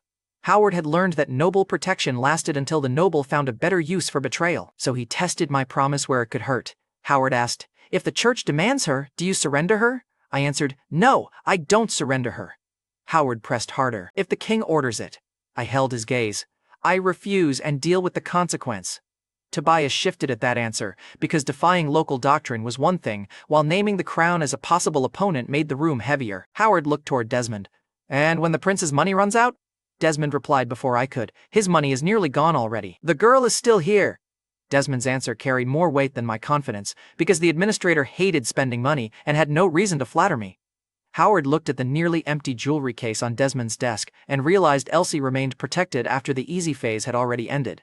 Elsie finally stepped out from behind Anna. She told her father about the bird, chicken, meals, and the fact that nobody forced her to practice on a person. Howard asked whether she wanted to leave with him. Elsie shook her head. "I want you to stay here too." That choice moved him. My land offer gave the decision practical value. Elsie gave it moral force. Stonebridge had a permanent church presence. Bordertown was isolated by winter, controlled by me, and already sheltering Anna openly inside the castle. If Howard dragged Elsie toward the safer-looking fortress, he would deliver her to the institution she feared. He knew I was right and hated that I was the one saying it. I offered Howard land and restored local status after winter if he defended Bordertown and kept Elsie safe. Howard said, "You're buying my sword. I'm paying for work. Your daughter can explain the difference." Elsie peeked around Anna. "He pays on time." Desmond looked personally vindicated. Howard lowered his hand from the hilt. His loyalty belonged to Elsie, which made it honest and useful. You don't need a man to love your banner when he loves the person standing behind it enough to fight. Howard tested the offer against objects instead of trusting my face. Emmett showed him the corrected wall foundation. Elsie's name sat on a medical supply list instead of a prisoner record, and Desmond proved her food wasn't deducted from anybody else's pay. Then Howard asked a kitchen worker whether Elsie had ever been locked in. The woman laughed at him and described chasing the child out after midnight because she kept trying to heal every limping dog in the yard. The last thing he saw was Anna's work coat drying beside Tobias's armor. Then Anna argued with me about an evacuation plan and accused me of sending her somewhere boring whenever I used the word safety. Howard finally lowered his sword. "My daughter stays. So do I." He accepted local command under Tobias and the land offer after winter, which gave Elsie her father, the Wall another veteran, and Desmond another promise to Price. Naturally, the human budget alarm arrived with the current disaster. Wallstone, food, kilns, weapons, wages, and repairs had eaten through my savings, so I handed him the remaining jewelry. Desmond stared at the case. Do you understand how little is left? I understand it's more useful as a wall than around my neck. He hated the number, watched workers moving stone through snow, and sold the jewelry anyway. Nightingale had another objection. Her lie sense caught the confidence I fed the townspeople, then told them the defenses would hold. The honest version was that I believed they could hold if every untested piece worked under pressure. She cornered me after Desmond left. Nightingale said, "You told them everything was ready," I answered. "They need enough confidence to keep training." She crossed her arms. "They need truth," I admitted. "They need both, and I do not have enough of either." Nightingale asked whether I would abandon the town when the first real wave arrived. "I'll stay." That answer carried no lie. Her posture changed before her face did. When the first snow thickened that afternoon, Isaiah brought the first finished firearm to the wall. A castle archer still questioned whether an outsider like Isaiah should control powder, so Isaiah handed him the musket and named one target marker. The archer fired early and missed. Isaiah took the same weapon, waited through the same approaching noise, and drilled the center. Tobias gave him full authority over the firing line on the spot. The embarrassed archer moved to reload duty, learned the timing, and stayed, because a target had settled the rank faster than any noble argument. The weapon was ugly, heavy, and beautiful for exactly the wrong reasons. Its barrel was straight, its lock sparked reliably, and it could put a metal ball through a target beyond spear range. You don't need elegance when a starving miner can learn in weeks what a noble archer spends years guarding his status. Tobias called it a thin cannon. "Do not insult either weapon," I said. A corrupted wolf appeared before the test ended. Black mist clung to its fur, and bone ridges had grown along its shoulders. Isaiah waited until it crossed the marker, fired once, and dropped it in front of the wall. The recruits stared at the body. I asked whether the meat was edible. Tobias and Isaiah both looked at me as though the prince might be the more dangerous monster. "And yes, you know I had to ask. Winter had already made food, everybody's second religion," Tobias said. "We are not eating the demon wolf." Then somebody record that as a supply limitation. The joke released the yard, then the dead wolf made the real point for me. A commoner could kill a demon before it reached the spear line, but we had only a few guns, less powder, and intelligent hybrids that wouldn't pose for the same shot twice. And an hour later, the mine alarm rang. A worker from the northern shaft had been burned when a furnace roof collapsed. By the time he reached the infirmary, his skin was blackened, his breath scraped, and every person around him expected death. Elsie arrived and froze at the curtain. Animals had never begged her. Animals had never looked at her as the last door left in the world. Elsie whispered, "I can't." Howard knelt beside her. "You can choose." He gave his daughter the same freedom I promised. Elsie looked at the miner, heard him breathing, and stepped forward. Howard asked what she could still observe, and when she whispered that he was alive, her father gave her the only instruction that mattered. "Begin there." Elsie placed one hand over his chest and one near the worst burn. Pale light spread beneath her fingers. The first pulse made her recoil because human pain reached her through the magic. Anna knelt across from her and kept the room warm without letting flame touch the patient. The second pulse held, damaged tissue softened, and the miner's breath stopped scraping. His co-workers crowded the doorway, carrying boots cut from his burned feet. One woman sank onto a stool when blackened skin turned pink and whole. Elsie nearly collapsed before finishing. Howard supported her elbow without taking control of her hands. The miner inhaled deeply after the light faded. Then he saw Elsie and heard someone whisper the word witch. His first reaction was fear, because the girl had spent herself saving him, and prejudice still reached his face before gratitude. Howard's hand closed around the back of a chair. Anna's flame sharpened for one dangerous second. The miner looked down at his restored hands. He rolled from the cot, knelt before Elsie in the same room, and thanked her by name. His co-workers followed the apology with action. Food appeared beside Elsie. One miner removed his cap, and another asked whether she needed a blanket before remembering he was talking to the girl he'd called cursed that morning. Nobody made a speech. They simply began treating her recovery as important because their friend was breathing. The word angel spread from people who entered expecting a corpse. Howard had never seen Elsie use magic on a person. During the healing, pride and fear fought visibly across his face. He wanted to pull her away when the first pulse made her recoil. Instead, he remembered the choice he promised and kept his hands on the chair. That restraint allowed Elsie to finish under her own control. Brian watched from a nearby cot. Elsie had secretly healed his stab wound before Howard arrived, and he nearly thanked her aloud. I caught the name on his lips and shook my head before the overprotective father acquired a second crisis in one day. After the miner knelt, Brian finally spoke. "She saved me too." Howard turned slowly. Elsie admitted she left home without permission because a man was bleeding. Howard looked ready to become angry, then saw 2 living patients and lost the argument to evidence. Howard said, "You tell me next time." Elsie nodded. "You would have said no." Howard opened his mouth, considered the room, and closed it again. The soldiers laughed softly when Howard ran out of arguments. He had entered ready to drag Elsie away, and now 2 living patients were looking at him like the last person in the room who hadn't caught up. The miner remained on his knees, thanked Elsie again, and asked his crew to stop calling her a devil. Gratitude moved faster than doctrine because his restored hands were right there in front of him. That night, in my bedroom, Nightingale asked why I revealed Elsie's identity so soon. "Winter blocks the roads," I said. "The church cannot respond quickly, and hiding her becomes impossible once soldiers need healing. I have 3 months to make the town owe witches more than it fears them." Nightingale watched through the window as soldiers delivered soup to Elsie and thanked Anna for keeping the infirmary warm. Nightingale said, "My sisters only want this, a place where they can sleep without running." I answered, "Then bring them here." She faced me fully. "If you shelter us, the church becomes your enemy." I pointed toward the infirmary. "It tried to execute my best medic and my only industrial furnace." The relationship was not promising. I told her border town could become the first sanctuary. If the town gained enough economic and military weight, coexistence would become harder to outlaw. Nightingale tested the promise with the least useful version of her question. She described a sister whose gift only changed the color of flower petals, and another who could sense rain a few minutes early. I said, "They eat like everyone else," Nightingale asked. "And if you never find a profitable use?" I answered, "They still eat. Safety is not a wage bonus." The answer hit Nightingale harder than I expected. Even desperate witch groups ranked food by combat value, and she'd watched too many women discover that family could still mean eating last. For once, she didn't tease me, steal anything, or test the sentence twice. She just looked toward the infirmary and believed a little more than she wanted to. Desmond heard the exchange and warned that rooms, food, and wages would become difficult if dozens arrived. "Difficult is better than graves," I said. He wrote, "Future housing disaster" on the ledger and kept calculating. Nightingale did not promise the association. She admitted something more valuable. She said Border Town might be the holy mountain they had been chasing. Nightingale left through the same wall she entered, then paused outside to watch Howard carry a sleeping Elsie home while miners escorted Anna back to the kiln. She still hadn't promised to bring the free witches, but now she had something stronger than my sales pitch.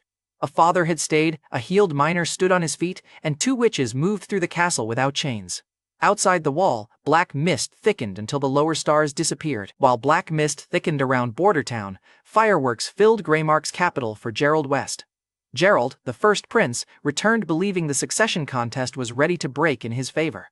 His allies had replaced guards near the royal chamber. An astrologer warned that the king's room would decide Gerald's fate. He heard danger in the prophecy and walked toward it anyway, because ambition had already made retreat feel worse than death. The palace welcomed Gerald too easily, and you already know that's when a proud man should become suspicious. Unfortunately, fireworks are excellent at making bad instincts feel like destiny. Gerald rode under fireworks while Border Town counted every grain of powder like it was gold. The capital burned the stuff to announce a prince.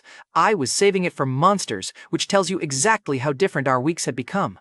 Gerald rode beneath the lights and interpreted noise as consent. Street crowds had been gathered by palace officials, banners prepared before his arrival, and officers already expected a change in power.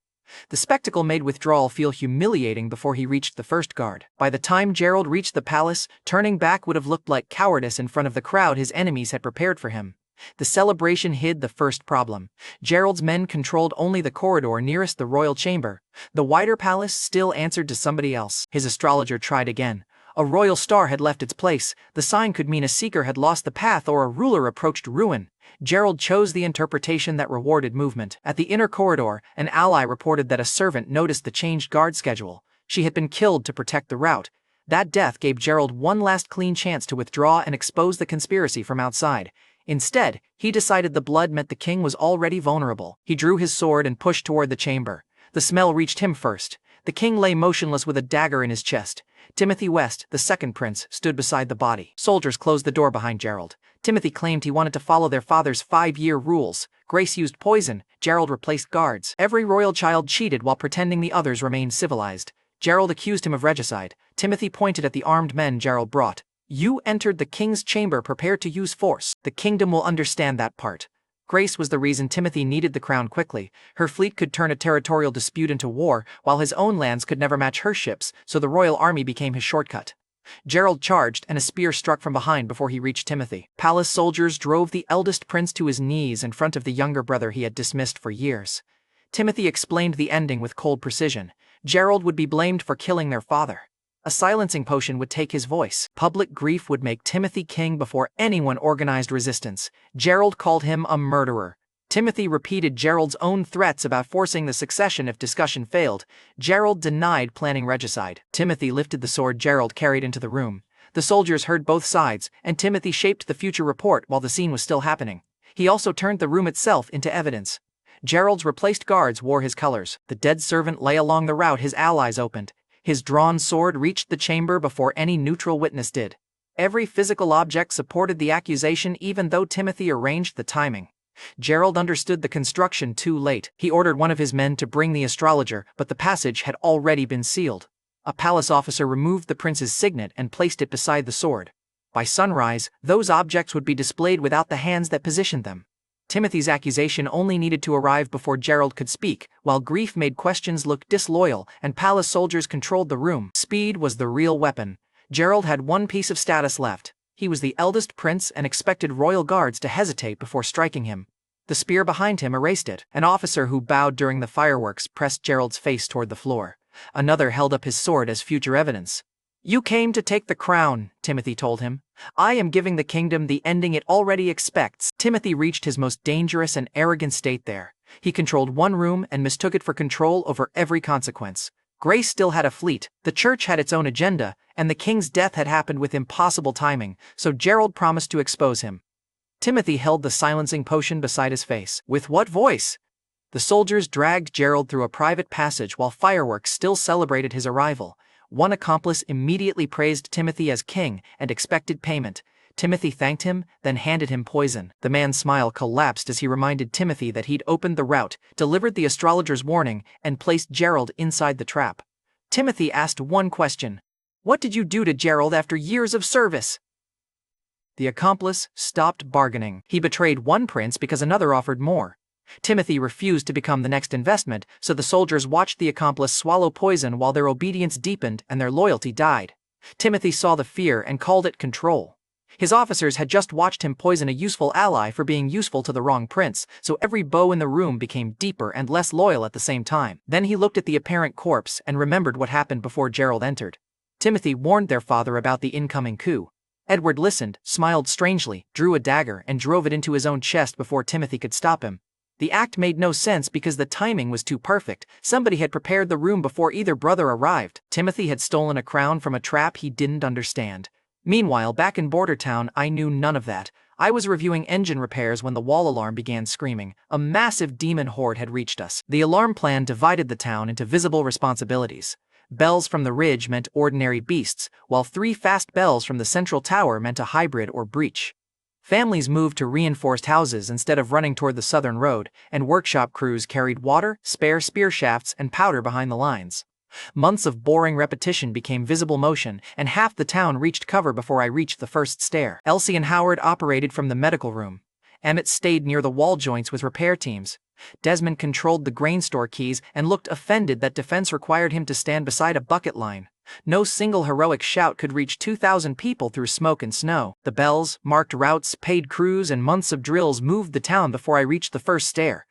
The first wave hit the prepared lanes as corrupted wolves, boars, and clawed birds, while Isaiah placed shooters behind spear lines. Tobias held the central tower, and Kessler moved ammunition between squads. Anna had been ordered to remain behind the inner wall because her maturity date was close. She agreed with the calm expression of someone planning to disobey me later. The first musket volley broke the front pack. Spears finished beasts that reached the wall. Our training looked ugly, but it worked. Men who once joined for eggs reloaded under pressure and called targets instead of firing at noise. The first wave still hurt. A clawed bird lifted one shooter from the platform before Tobias cut it down, and a boar broke through a spear line and crushed a man's leg. Elsie saved the limb, but healing drained her enough that Howard started counting every patient against the strength she'd need later. The town was winning the opening exchange and spending tomorrow to do it. We won the opening exchange, but a crushed leg, one missing shooter, and Elsie already burning strength made the price visible before the real monster arrived. Brian, still recovering from the storehouse wound, arrived carrying powder records. "You were told to rest," I said. Brian replied, "So was Anna. That cell phone was accurate enough to survive discipline. You try punishing a wounded guard for making the exact comparison already sitting in your own head." The wall absorbed the first impact. Emmett's foundation held, cement joints cracked in places and remained solid in others. Every failed batch, corrected trench, and frozen pore became a visible difference between damage and collapse. Then Isaiah saw the behemoth. It moved behind smaller beasts with fused bone and dark plate covering its front. Each step shook snow from the wall while arrows snapped and musket balls sparked without penetrating. Isaiah said, "That thing was built to break us." The behemoth did not charge blindly. It watched smaller beasts die against prepared lanes, shifted toward the section where smoke obscured our shooters, and struck the joint between two construction crews. And look, that was when every comforting idea about dumb monsters officially died. Isaiah feared intelligent hybrids. This creature proved intelligence could exist inside something built like a moving fortress. Emmett saw the chosen joint and shouted for the nearest workers to clear the platform. The warning saved them before the first impact. He also saw his corrected foundation hold beneath the upper cracking. The wall failed from overwhelming force, not from the shallow trench I originally marked. The fair distinction offered no comfort. The behemoth hit the wall. The entire tower lurched, but the stone joints held on the first impact, and defenders shouted because the impossible structure had absorbed something that would have erased the old settlement. The second impact cracked it. One mason wanted to brace the opening by hand. Tobias dragged him away because the wall had already bought time, and those workers were needed alive at the inner barricade. Our best invention had changed instant death into a few minutes. Those minutes became the whole battle. I ordered concentrated fire at the legs. Shots bounced or buried shallowly. The behemoth lowered its head again. "Kessler, get the dynamite!" He took 2 carriers toward the storage cellar. The third impact broke the wall. Stone, timber, and soldiers dropped through the opening. Tobias pulled one man from the edge. I lost my footing when the platform tilted, and Nightingale appeared from empty air, caught my coat, and dragged me through her hidden lair before falling masonry crushed us. We emerged behind the inner line. Nightingale looked back at the breach. "Your wall failed." I pointed toward the retreating squads. "It delayed the largest monster anybody has seen." She tightened her grip on my coat. "That is a very engineer answer," I answered. "It is also why we are alive." The defenders retreated by squads because Isaiah drilled the route. The beast expected panic and found organized lanes instead. That bought Kessler enough time to return carrying the only weapon strong enough to matter. Falling stone blocked the shortest stair. One carrier tried turning back. Kessler grabbed his coat, shoved a second bundle into his arms, and told him to remember why the militia had eaten all winter. They reached the inner line with 3 charges. I needed one. Kessler looked at the fuse, breach, and behemoth stepping over our wall. Kessler asked, "How long?" "Long enough if you move now." The answer was honest and completely unhelpful. Kessler had joined for eggs. Now every person behind him expected the vice captain to carry a weapon nobody else understood. He lit the fuse. Separate dry bundles kept the breach from destroying all our powder, and crater drills kept panic shooters from firing at the man carrying it. Those ugly preparations bought Kessler one clean run. A recruit screamed for him to throw early, but Kessler waited until the behemoth lifted one plated leg. The soft underside showed for less than a second, and he slid the charge straight beneath it. He joined for eggs. Now the entire town was betting on his fuse timing. The behemoth turned when the bundle slid beneath its armor. One plated leg came down. Kessler stumbled, regained his feet, and ran as the impact cratered snow behind him. The explosion threw him farther than he could have jumped. 2 recruits dragged him up before checking the monster, because their officer mattered as much as the result. The behemoth's underside tore open. Its front armor survived, but everything supporting that armor did not. The creature fell across the breach and blocked part of the opening with its own body. The largest threat was dead, and the cheer began before its body finished falling. Then ordinary beasts poured around the carcass, because boss monsters don't politely dismiss the smaller problems after losing. Powder smoke blinded shooters, one spear line collapsed under a horned boar, and Tobias stabilized the center while Isaiah shifted marksmen onto rubble. Then Anna climbed the broken wall. She ignored the order to stay inside because she saw the breach from her window and watched wounded soldiers carry past. Her reason was visible before she said anything. "You are supposed to be resting," I shouted. "So are half your soldiers." Orange fire erupted from both hands. Anna did not spray it blindly. Weeks of practice turned flame into lanes. She sealed one side of the breach, pushed beasts toward Isaiah's firing angles, and cut off a pack trying to circle the inner houses. The battle shifted into controlled lanes as Anna shaped the fire. Isaiah controlled the angles. Tobias held the human line, and I moved powder and wounded men toward whichever lane began folding. Anna's fire changed civilians behind the line. A woman carrying water recognized the same orange glow people once called possession and directed children away from the hot lane instead of away from Anna. 2 wounded miners warned incoming soldiers not to cross her firing arc. Fear became operational knowledge. When one beast tried climbing over the behemoth's body, Anna narrowed the flame rather than expanding it. The creature burned while a wounded soldier beneath the carcass remained untouched. Tobias saw the precision and stopped ordering her backward. The final count included dead guards, wounded civilians, shattered wall crews, and a town that would need weeks of repair. Desmond began writing names before totals so nobody could hide a human cost inside a small number. We had survived, but the victory smelled like burned fur, blood, wet cement, and every promise we'd now have to keep to the families behind us. The last corrupted wolf crossed the breach with half its fur burning. Kessler, barely upright, planted his broken spear and killed it with one thrust. Silence spread after the body fell, and the defenders didn't turn on Anna. The executioner from the opening square joined the emergency crews. He saw Anna sway, carried a water bucket toward her, and hesitated only when he recognized her. Then he handed her the bucket. A miner shouted that anyone calling her a devil could explain why the devil protected their children. Nobody accepted the invitation. Coats appeared around Anna's shoulders. Soldiers formed space around her. The same town that gathered to watch a witch die now refused to let one fall alone. The executioner handed Anna water, soldiers guarded her from the cold, and the crowd used her name because arguing with the woman who saved their children had become too embarrassing. I reached Anna as the firewall collapsed. She looked at dead beasts, broken stone, and common soldiers protecting her from the cold. Then her knees gave out. I caught her before she struck the ground. Anna had emptied almost everything inside her to save Border Town, and the maturity night Nightingale feared was now one sunset away. The next morning, the behemoth's corpse still clogged the breach while families searched casualty lists. Desmond posted names before totals. Emmett marked every cracked joint for repair, and nobody mistook survival for a clean victory. But the heaviest cost was in my arms. Anna still hadn't opened her eyes, and midnight was coming. That same evening, far south in Clearport, Princess Grace received the official account of our father's death while I stayed beside Anna's bed. The report blamed Gerald for regicide, praised Timothy for restoring order, and announced an execution before the kingdom could ask inconvenient questions. Grace read it once, then tore it in half. Her officers stopped speaking because royal reports were supposed to become reality once enough seals appeared at the bottom, and Princess Grace had just reduced the new king's reality to 2 pieces on the floor. Her captain argued that Gerald had always been reckless. Grace agreed. She also knew he was too proud to murder the king in a room prepared by somebody else and then remain alive long enough to be arrested.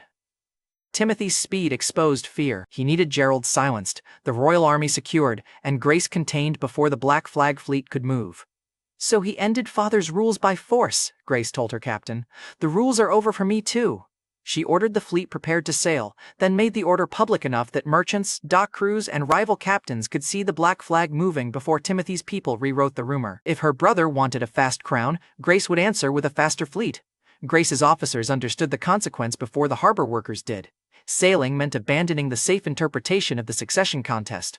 Her fleet could no longer pretend to be a territorial defense force while moving toward the capital under war supplies. One advisor urged her to send Timothy a polite demand for Gerald's testimony. Grace replied, "Timothy will send a corpse and call it an answer." She placed scouts ahead, supply ships behind, and Black Flag warships in the center. The formation showed her motive without another declaration. She expected resistance before she reached any negotiation. Her captain asked whether she still intended to claim Greymark's throne. Grace looked at the torn report. "I intend to stop the person using father's death as a receipt." Harbor crews loaded cannon powder, merchants started hiding coin, and one rushed coronation turned Grace's territorial navy into a rival government before Timothy's decree reached every port. Back in Border Town, Emmett's crews repaired the breach with stone, cement, and plates cut from the behemoth's shell. Elsie healed soldiers until Howard carried her away to sleep. Kessler became a local hero against his will. Recruits who once joined for eggs corrected new volunteers for standing out of line. The repair crews carry pieces of the battle back into the wall. The behemoth's shell had to be cut with Anna's remaining heat and heavy saws. Plates from the monster that broke the wall became reinforcement over the breach. Emmett called the result ugly. Tobias called it thick. I called it free material, which offended both aesthetics and accounting. The wounded returned only after Elsie cleared them. Howard made every healed soldier walk the infirmary corridor first, then sent the limping heroes back to bed because closed skin didn't replace blood, sleep, or basic sense. Kessler disliked being called a hero because the title made strangers touch his broken spear. Recruits displayed the pieces beside the powder store anyway. The object showed what the new army had become. A miner's weapon broke. Modern explosive force finished the job, and other commoners dragged him to safety.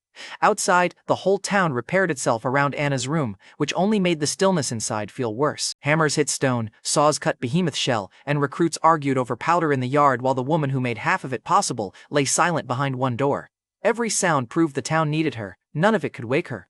Her room stayed warm even with a low fire. Orange light passed beneath her skin every few hours and faded. Nightingale could sense pressure gathering around Anna's magic and knew the exact night it would break. At sunset, she closed the curtains and sent Tobias, Desmond, and the healers out. Elsie wanted to stay. Howard promised to bring her back if Anna woke. Only Nightingale and I remained beside the bed. Nightingale kept her eyes on Anna. The pain can kill a conscious witch. An unconscious one can't fight it. Nightingale had watched sisters convulse until their voices failed. She had watched nobles torture women and call survival proof of guilt. She had watched leaders turn every death into doctrine because admitting ignorance would weaken authority. Midnight approached with a measurable clock and no useful fallback. Anna's hand remained warm in mine. The candle beside the bed burned orange until its flame suddenly turned green. Nightingale tracked each change in the room. Anna's magic shifted from pressure scattered through her body into a stable pattern around the heart and hands. The candle reacted before Anna did because the expanding field reached nearby flame. I had no instrument for the phenomenon, only a witness who could see it, and a life depending on the difference. When the candle nearly died, Nightingale believed the transition had failed. The blade was the last mercy Nightingale carried for sisters whose bodies tore themselves apart while conscious. She placed it across her knees, and I finally understood that the assassin beside me feared one kind of killing more than any other, the kind somebody begged her to do out of kindness. The flame dimmed almost to nothing. For one breath, the room went cold. Then green light returned, brighter and steadier, and Anna opened her eyes. She looked at me, Nightingale, and the sword held over her bed. Anna asked, "Did I miss dinner?" The question broke the terror without disrespecting it. Anna had no idea the room had already buried her in its imagination, and Nightingale's face went from prepared mercy to raw disbelief so fast that even years later I can still see it. Nightingale lowered the blade so fast the tip struck the floor. Anna raised one hand. Green flame formed above her palm. It did not lash outward or burn her sleeve. She changed the heat, moved the flame across the room, and stopped it exactly 5 paces away. The power that once filled a prison cell now obeyed thought. You can understand why Nightingale stopped breathing for a second. She buried women for less magic than Anna was moving between 2 fingers. After waking, Anna tested control before standing. The green flame moved from palm to candle, circled the bed, and returned without scorching cloth. At its hottest, the air bent around it. At its lowest, I could place my fingers near the edge. She survived maturity with greater range and control. Only after the green fire settled did we compare Anna's life with the sisters Nightingale had buried. Hidden witches suppressed their powers for months, while Anna fired kilns every day, trained precision, and emptied herself almost completely at the breach. The difference gave us a clue with bodies on both sides, which made delay its own choice even before certainty arrived. One survival could still be luck, but waiting for perfect certainty meant more graves. So Nightingale chose the smallest honest move. Warn the sisters already near maturity, let them decide whether to practice, and bring anyone willing back to Border Town. Anna offered to travel, but Nightingale looked at the woman who could barely sit upright and told her to keep the answer alive where people could see it. Several sisters had days, not months. The theory had become a rescue deadline. Nightingale rose from the chair. "I'm returning to the association," I warned her. "The mountains are full of demons." She reached for her cloak. "So are the graves if I wait." I asked her to take soldiers. Nightingale refused because ordinary movement would slow her hidden route and expose the camp. She promised caution, which from her meant she planned to ignore fewer than half the hazards. Before leaving, she looked at Anna's green flame again. Fatalism had finally cracked. Then Nightingale stepped through the wall without using the door. I argued with the empty space anyway. It had become part of our relationship. Of course, the breakthrough created a second problem before sunrise. I returned to my office and found a list waiting: wall repair, food counts, gun production, mine engines, medical beds, winter roads, and controlled magic practice for every witch we could reach. Saving one life had created an entire public health policy in a kingdom that still burned the patients, so naturally Desmond arrived before the ink dried. Desmond entered, saw the page, and added 3 tax problems. "I need another sheet," I said. He stared as though work itself had possessed the prince. Before I could start the list, a Stonebridge messenger announced the king's death, Gerald's conviction, and Timothy's new crown. Timothy offered richer territory and a better title if I recognized him before Demon Winter ended. I asked why Gerald never spoke publicly, and why a grieving brother needed loyalty declarations before the body was buried. The messenger repeated the official statement twice, which told the whole room Timothy wanted recognition more than belief. Bordertown answers after Bordertown survives, I told him. He tried bribing me with mines and offices, so I asked whether Gerald had confessed before or after losing his voice. The messenger stopped looking at Tobias and left with his fancy offer still folded. You know a royal bribe is struggling when the recipient sends it home in the original wrapping. Then we acted on the danger we could prove. Tobias moved vulnerable staff families away from the capital route, Desmond froze metal exports, Isaiah expanded the militia, and Emmett added machine and repair shifts. The messenger had brought a crown, a bribe, and a threat wrapped in one decree. I answered with fewer exports, more guns, and exactly zero recognition. Bordertown had about 2,000 people and more work than bodies. Stonebridge had the workers, workshops, and population we lacked, so Duke Marcus's future attempt to swallow us might become my chance to reverse the bite. That was several wars away. Right then, I just needed Nightingale to return alive. After days of winter travel, she reached the Free Witches mountain tunnels. Roots blocked the entrance until Laurel Reed recognized her voice. Laurel was a plant witch the sisters called Leaf. She pulled the roots aside and embraced Nightingale with relief that ended when she delivered the latest death. Another sister had failed maturity. The body had already been buried because frozen ground and demon patrols made waiting dangerous. Anna's survival theory arrived one death late, and the women in that tunnel heard the delay as a name rather than an abstraction. Inside the tunnels, Wendy Hart rushed forward and used the childhood name Nightingale had buried years ago. Nightingale stiffened. Wendy had once pulled her out of a life built on coercion and still refused to let an assassin's alias erase the frightened girl underneath it.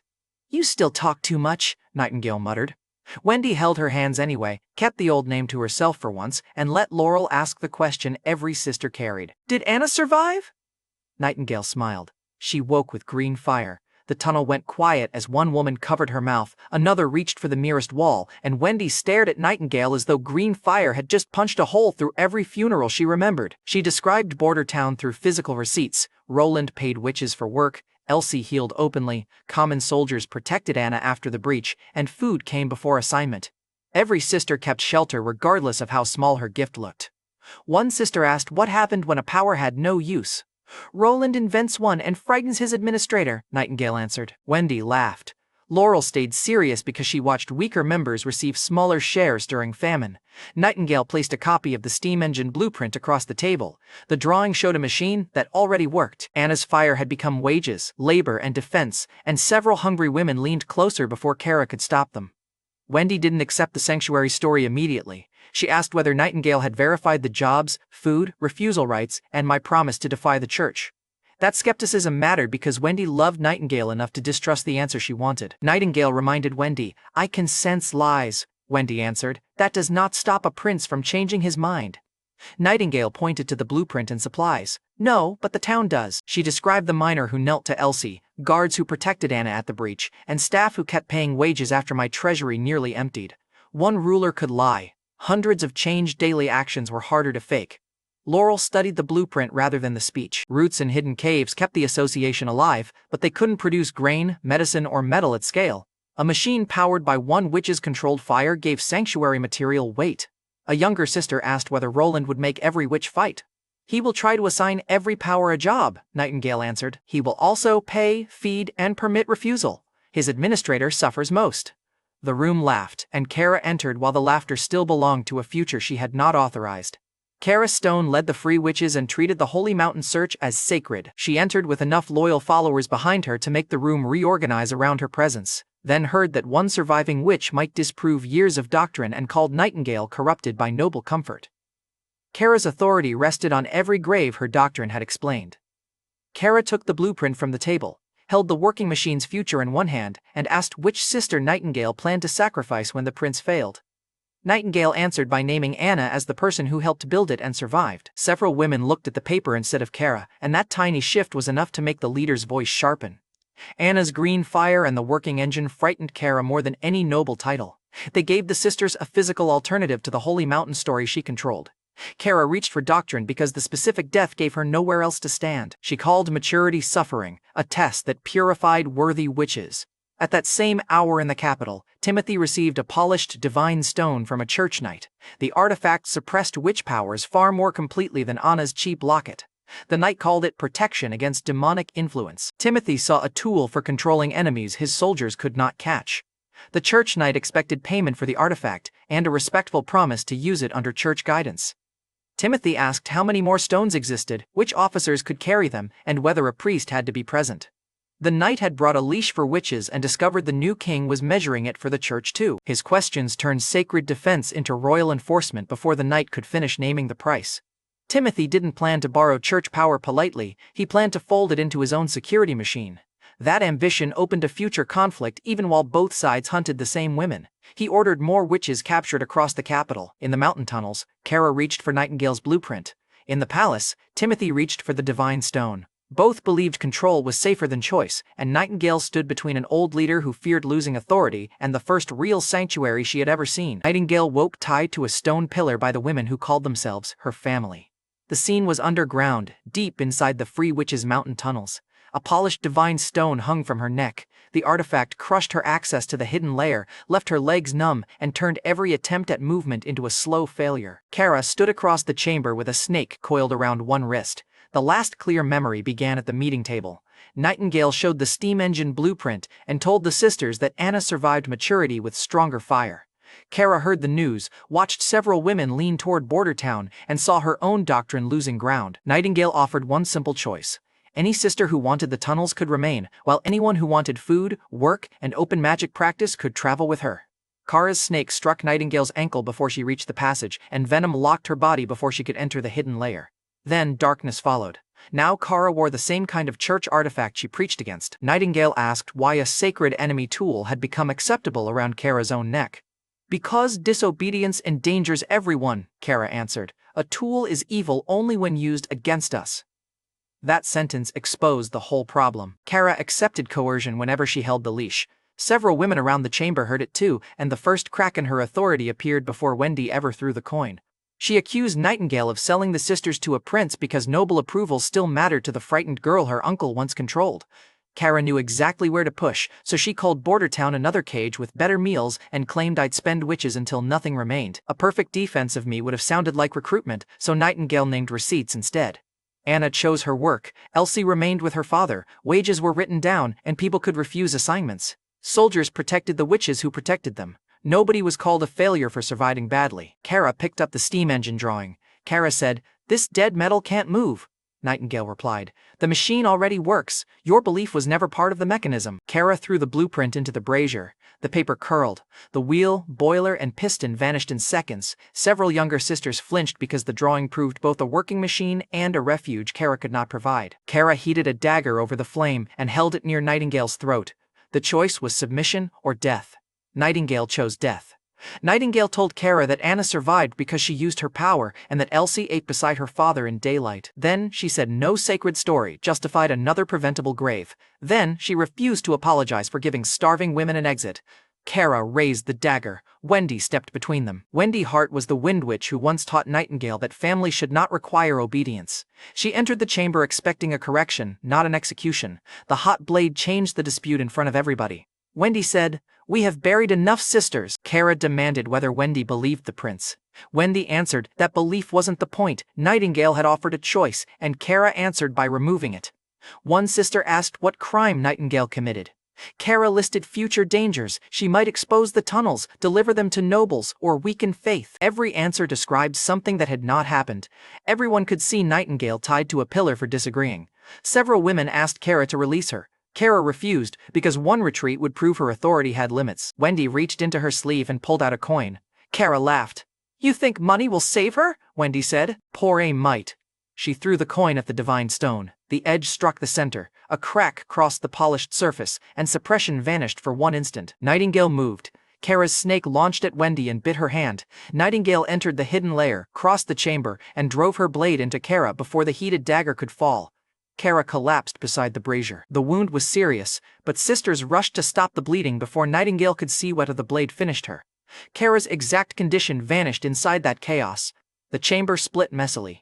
A longtime follower rushed to stop Kara's bleeding because disagreement didn't erase years of history. Somebody else kicked the broken divine stone into the brazier, while two younger sisters followed Nightingale before Kara's voice pulled them back. Kara kept followers, but every witness had seen one coin break the sacred tool and one suppressed witch escape. She could never put that certainty back together. Nightingale caught Wendy and escaped into the tunnels. The poison spread fast. Dark veins climbed from Wendy's hand toward her wrist, and her fingers had already stopped responding. Nightingale knew the route to Border Town would take days, while every heartbeat moved the venom closer to the chest. Wendy had once saved her from an uncle who used family as a weapon. Now the debt had returned in the ugliest possible form. Wendy saw the answer before Nightingale said it. "Do it!" Nightingale cut off the poisoned hand, wrapped Wendy's arm, packed the severed hand in cold cloth, and carried both. Wendy stayed conscious long enough to make Nightingale promise she wouldn't turn back for Kara. Elsie could restore living tissue only while it remained viable, so the whole escape became a race against poison, blood loss, and winter. The escape now had a clock. Nightingale could hide herself in the other layer. She couldn't hide Wendy's body there for long, and blood loss reduced the time further. She dragged Wendy through snow until a third figure dropped from the sky badly and rolled down a slope. The newcomer stood, shook snow from short hair, and introduced herself as Sky Mercer. Sky was a young flight witch who joined the Association for Adventure and discovered Kara's version of adventure mostly involved books, hunger, and waiting for a mountain that never arrived. Nightingale kept her dagger out. Sky pointed at Wendy. "Are we doing introductions before or after she dies?" Nightingale kept the dagger raised. "After you prove you are helping." Sky pointed at Wendy. "I left because Wendy said people should choose. Also, Border Town has machines and dynamite." The second reason was honest enough to trust. "You already know Sky was going to choose dynamite over doctrine every single time." Sky lifted Wendy while Nightingale supported the injured arm. Flight under that weight became a series of short, ugly jumps, but even ugly flight cut days from the route. During the journey, Wendy drifted in and out of consciousness. Sky kept talking because silence made the blood loss wheel faster, asking whether the steam engine truly moved, whether dynamite sounded better up close, and whether the prince assigned jobs to powers that seemed useless. Nightingale answered between steps, partly to keep Sky focused and partly because describing Border Town was the only way to stop imagining the cold cloth becoming too cold. Nightingale told her about Desmond's ledger. Sky decided that a man who could weaponize paperwork deserved observation. The route also forced Nightingale's past into the open. Wendy knew her before the alias, when her parents disappeared during an uprising and an uncle separated her from her brother. He discovered the hidden layer gift and used threats against the boy to force a 13-year-old into theft and killing. Wendy helped her escape, and Kara later gave both fugitives shelter. That old rescue explained why Nightingale would cut off Wendy's hand to save her, and why Kara's betrayal hurt so badly. Nightingale still owned her future, and she could honor Kara's old rescue while refusing the locked collar in front of her. They reached Border Town before Wendy's pulse failed.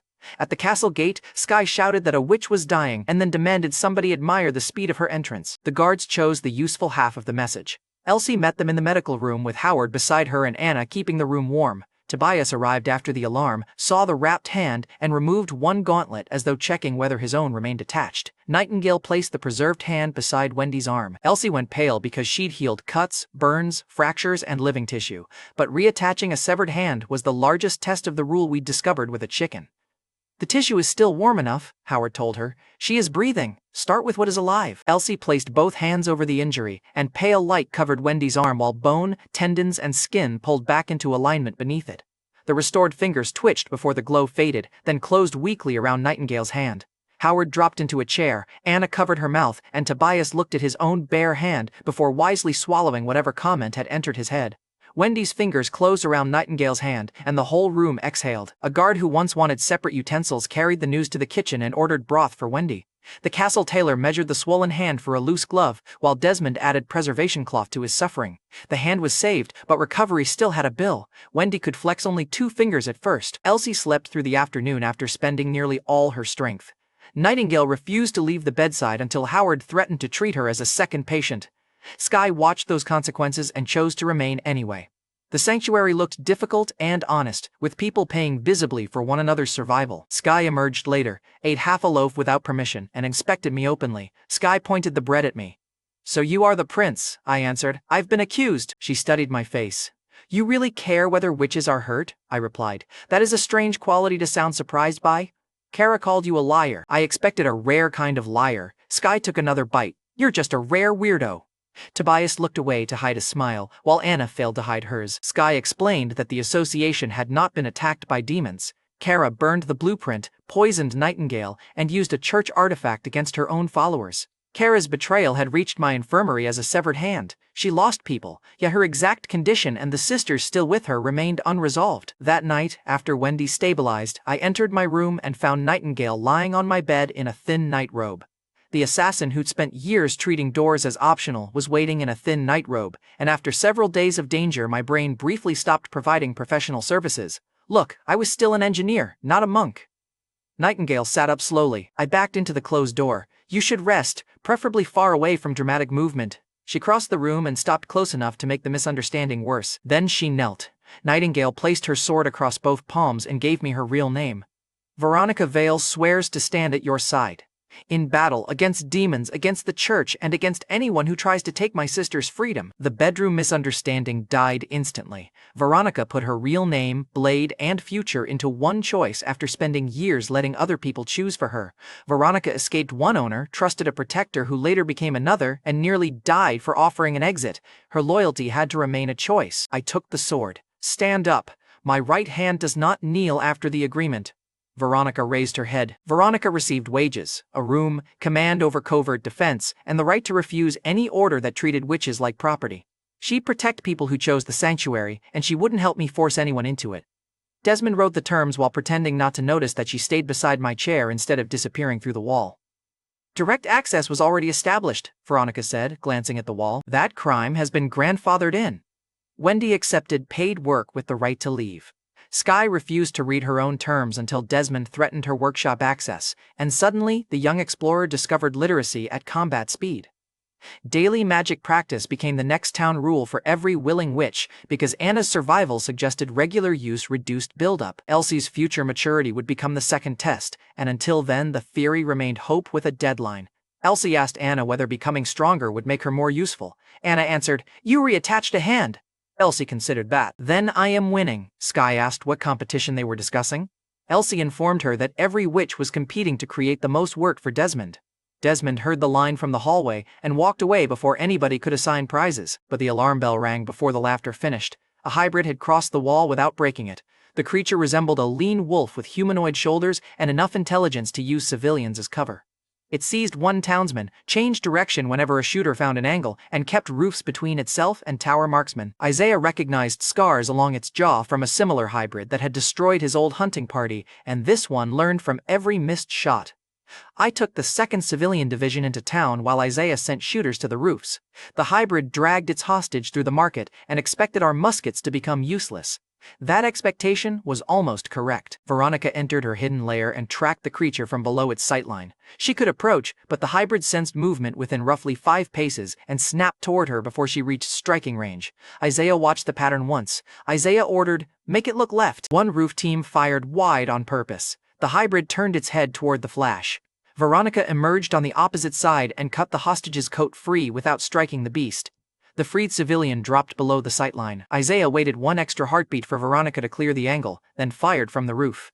That delay was the difference between a trained shot and another frightened man with a loud weapon.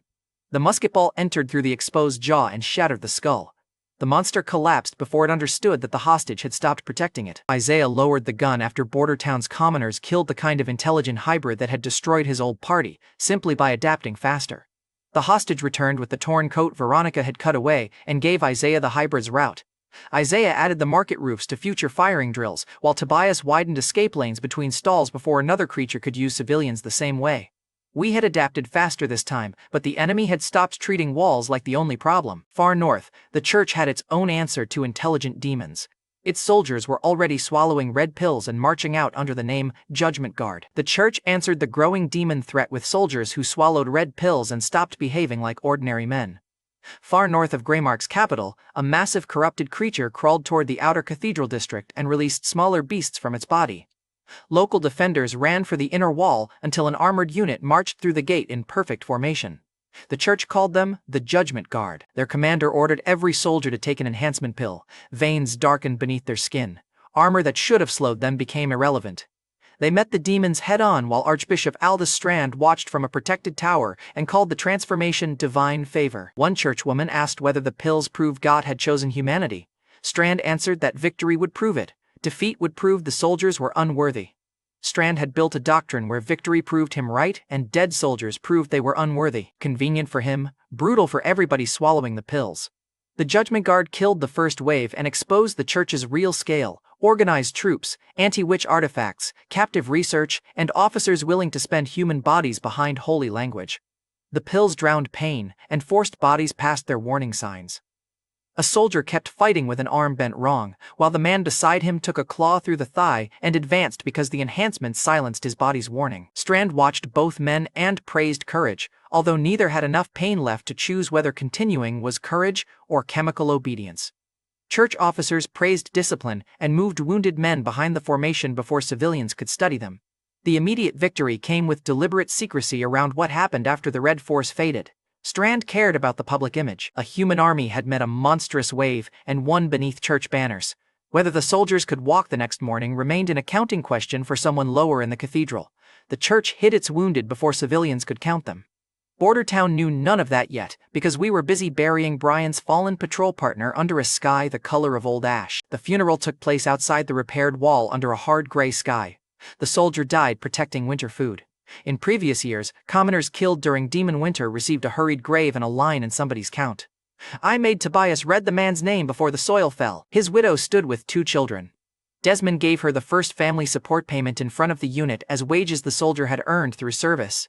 Food, fuel, and income would continue through winter. The older child stared at the uniform folded beside the grave and understood more than anyone wanted him to. Tobias served nobles who knew the number of dead soldiers and forgot their faces by dinner. He removed his helmet before I asked. The widow skipped gratitude and asked whether support would continue if Timothy replaced me as territorial lord, because frontier families had watched promises expire with every new coat of arms. Desmond answered with the written terms before I could make a political promise. Payment came from Bordertown's military budget and was owed for completed service. Changing the prince would not erase the debt without publicly stealing from a dead soldier's children. The written debt gave the family something a new ruler would have to steal in public. The younger child placed 1 smooth stone on the grave. The older one asked Tobias whether commoners could receive names on the wall memorial, and Sir Muscles looked toward the repaired breach before answering. Noble names had covered monuments for centuries. This child only wanted proof that his father wouldn't disappear into a total. Tobias said the name would be there. Tobias promised the child's father would be named on the wall memorial. By the time the grave closed, a common soldier had received more public honor than most frontier nobles ever bothered learning to give. After burial, Kessler caught movement near the workshops. The watcher disappeared before patrols reached him, leaving only a boot mark near the cement yard. I increased the citizen reward for reporting suspicious strangers around food, powder, and defenses. Stonebridge had already tried fire. Whoever wanted the town weak would not become more polite because the wall survived. Then I returned to the cannon problem. Inside the casting workshop, Anna heated iron for a 12-pound cannon barrel, because muskets punished beasts in prepared lanes while artillery could reach anything arrogant enough to trust distance. Sweat ran down Anna's cheek during the pour, and I reached toward her before remembering Tobias and half the furnace crew were watching. Anna noticed, I froze, and the mold started overflowing while Sir Muscle studied the ceiling with heroic commitment. We saved the pour. The rumor was probably beyond help. The first barrel warped, and nobody got to call it close enough. Emmett cut it open in front of the smiths, showed the uneven wall, and changed the support method while Anna reheated the next pour. Then the steam engine bored the finished barrel straight, which meant one invention was now manufacturing the weapon that might protect the workshop building it. Tobias watched one machine build another and accused me of letting projects reproduce unsupervised. They're cheaper than royal children, I said, and after considering Greymark's current situation, he allowed the point. The second barrel survived a reduced proof charge. One hoop loosened, we replaced it, and Isaiah kept the only safety rule everybody needed before the full shot: nobody stood in front, behind, or beside my newest bad decision until he gave the signal. Meanwhile, Timothy's spy had seen enough. The watcher from the funeral entered Bordertown under a false identity months earlier. He expected starving miners, frightened officials, and a prince hiding from winter. Instead, he saw witches working openly, muskets on the wall, commoners patrolling, an engine driving tools, and soldiers burying a poor man with more honor than many nobles received. The spy decided the town was cursed because admitting ordinary people built it would damage his worldview. He'd arrived ready to report one useless prince and a starving settlement. Instead, every paragraph in his letter made Timothy look weaker for ignoring us. He fled toward the northern road. Kessler spotted him from the workshop yard and shouted for the gate closed. The stranger ran faster, converting suspicion into a public sport. A baker shoved a flour cart across one alley. 2 miners blocked the market route with a timber beam. A grandmother pointed her cane toward the stable and announced that the royal rat was heading for a horse. The spy reached the stable first. The horse objected. By the time Kessler arrived, 6 citizens had the man on the ground. The baker sat on one arm, 2 miners held his legs, and the grandmother demanded a full share of the bounty because she identified the route. The horse received an apple, considered the matter, and bit the prisoner again. Honestly, the animal had the cleanest interrogation method in town, and you already know the grandmother wanted to include it in the bounty split. The captured spy tried buying his way out before Desmond unfolded the coded letter. He offered twice the posted reward if citizens released him. The baker asked whether he would also pay for the winter food his associates tried to burn. The bribe died there.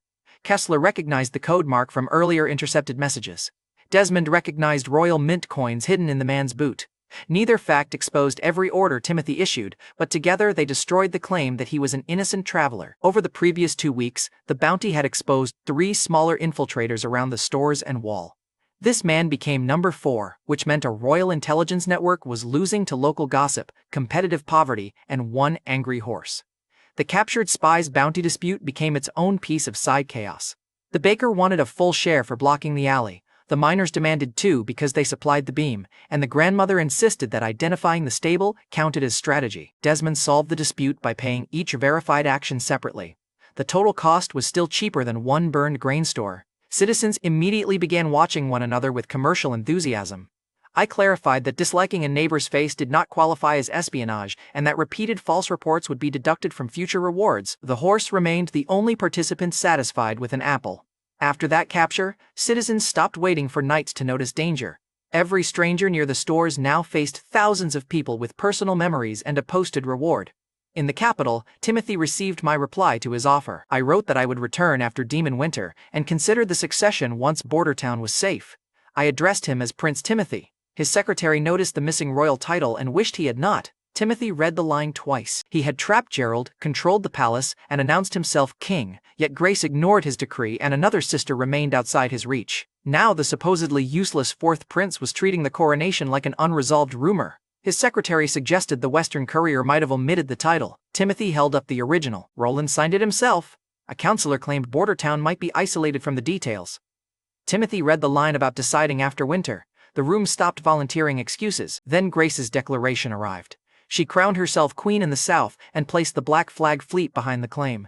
Timothy's private status wound became public collapse. He possessed the capital, yet 2 siblings now treated his crown as optional. He ordered more surveillance westward. The last spy had just lost an argument with a horse. 3 days later, the cannon stood outside the wall, while Isaiah loaded 1 charge and Kessler cleared every body from the danger line. Tobias hated standing near a metal tube designed by me and bored by men whose previous specialty was repairing carts. The fuse burned, the cannon fired, and the sound hit town before the ball erased a heavy wooden target. It tore through the earth bank behind it, showered frozen dirt over the empty range, and ended every argument about distance in 1 shot. Men who'd laughed at the warped first barrel were suddenly competing for the privilege of pretending they'd always believed. You can hear confidence changing sides when everybody starts using the word our. Kessler stared through the missing target. 1 loader sat down without planning to, and Tobias looked from his sword to the cannon as another piece of medieval dignity left the building. Sky arrived after the smoke cleared and complained that we fired the dangerous new toy without her. I told Sky, "You were late." She spread her hands. "I was airborne," I answered. "That usually improves punctuality." She demanded a job involving the cannon. I offered scouting, aerial range marking, and workshop access in exchange for regular flight practice and actual reports. Sky accepted before Desmond could calculate the food cost. But the cannon solved 1 problem and exposed another before the smoke cleared. 6 men could reload it, and none of them could drag it fast enough over winter roads to matter. If Stonebridge ever attacked along the Red River, the weapon needed a platform that could carry it behind or beside an army. I asked Desmond to buy sailboats from a southern trading town. He returned with numbers designed to kill joy. 1 suitable boat cost 120 gold, a trained crew cost nearly 200 more. Our treasury held roughly 315, and the permanent army would still expect wages next month. I tried the obvious theft from reality. "Buy the boat without the crew," Desmond answered. "Boats are sold with crews." I tried a different direction. "Buy it somewhere else." Desmond shook his head. "Every other port is too far away." I closed the purchase ledger. "Build one." Desmond stared at me with the quiet hatred of a man watching a budget problem develop buoyancy. Wood was available but weak under cannon recoil, and metal was already disappearing into guns and tools. Then I looked at the materials stacked beside the repaired wall. Concrete. The test design was brutally simple. one flat-bottomed reinforced hull, one cannon, one sail for Wendy's wind, and enough handholds to keep everybody aboard when my idea remembered gravity. Sky demanded a larger rudder. Brian wanted steering orders simple enough for a patrolman, and Desmond reminded me that every iron brace in the hull meant one fewer gun barrel. So we built one test vessel instead of pretending a fleet had appeared. Tobias asked why the Wall's chief knight was suddenly involved in river transport. Because Stonebridge sits west of us, and rivers don't care that you prefer land. The unfinished shape looked ridiculous, which was perfect. Nobody could mistake it for a finished miracle.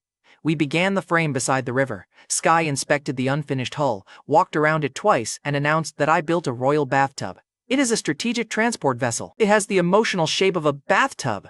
Wendy laughed until the mention of travel turned her attention north. Veronica also stopped smiling. Their sisters were still moving through mountains with Kara, chasing a sanctuary nobody had proven existed. The laughter gave way to a question neither woman could answer. Far north, Kara's expedition found a shining city on the horizon. Its towers appeared close enough to touch. Laurel measured the angle of light, watched the skyline move with them, and understood it was not getting closer. Kara called it the Holy Mountain. The sun reached the edge of the mountains. Laurel looked toward Kara after the last light vanished. Several sisters had stopped pretending to see towers, and one asked whether they should turn back before food ran out. Kara pointed to demon tracks behind them and claimed retreat was more dangerous.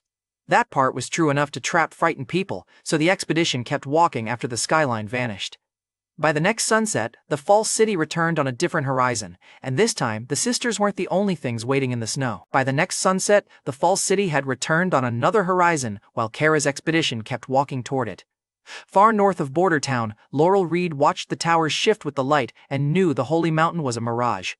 Kara needed it to stay real because turning back would make every injury, ration, and grave her responsibility, and it would admit Nightingale had offered the only physical destination. So Kara called out another test and kept the women moving. Before the mirage appeared again, a corrupted wolf pack reached the expedition. Laurel forced roots through frozen ground and wrapped the lead animal's legs. Another witch stripped air from its lungs. The clean kill gave the group a brief, dangerous confidence. Kara used the moment to point at the false skyline again, and several exhausted women wanted to believe her because belief weighed less than admitting they were lost. Then the second pack arrived before they recovered. One sister carried the food bag while fighting because setting it down meant losing the remaining supplies. Laurel pushed roots until blood gathered beneath her nails. A fire witch burned through the last animal and collapsed against the snow.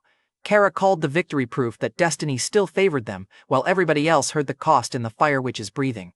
A sister's maturity crisis began during the march. Her breathing broke first, then her magic surged hard enough to scorch the cloak around her. The group tried carrying her, shared the last pain herbs, and begged Kara to stop, but pain tightened through the woman's body until she stopped moving before sunset.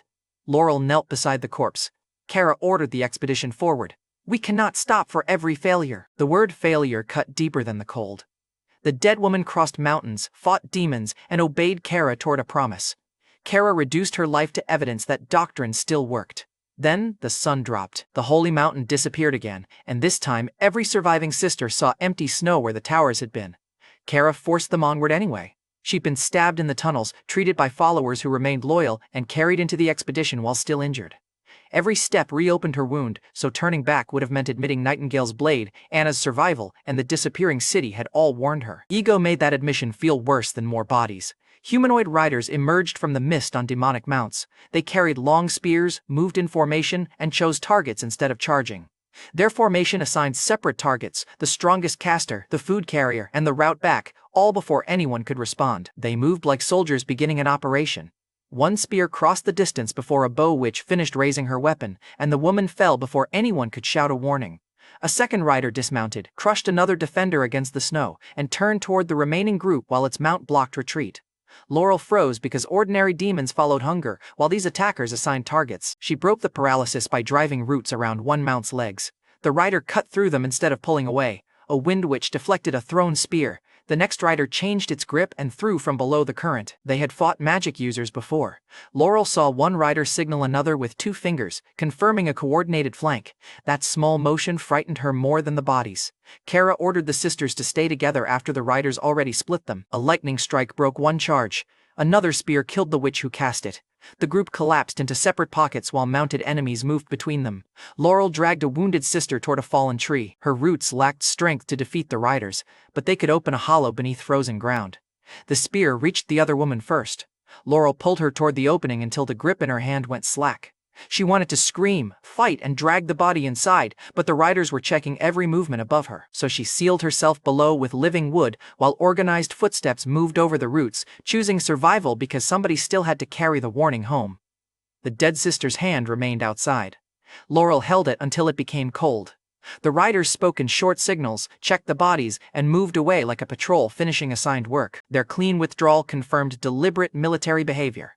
Snow covered the battlefield.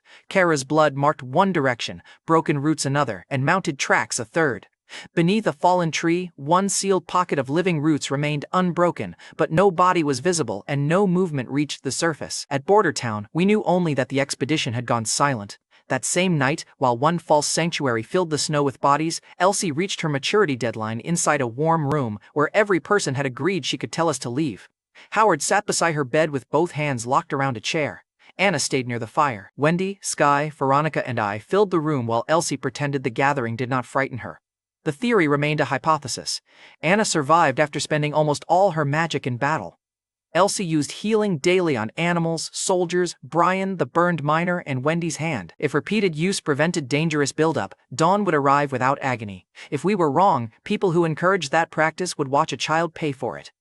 Elsie understood the cruelty banked behind the vigil. Anna had been dragged to a block. Another association sister died one day before Nightingale arrived. Wendy watched women call pains sacred. Howard spent the morning pretending the chair beneath his hands was not shaking.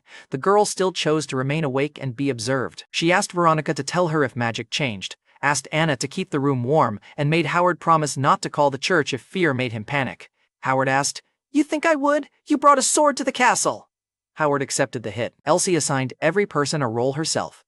Veronica watched the magic, Anna kept the room warm, Howard promised not to summon the church, and the rest of us stayed only while Elsie wanted company. She even made Desmond leave the food tray within reach because, in her words, dying hungry would be embarrassing. That was as close to a joke as the room could handle. We kept her awake with quiet stories. Wendy described Nightingale stealing bread as a child. Sky admitted her first flight ended in a hay cart, and Anna told Elsie about Tobias losing to cement while Tobias objected from the hallway.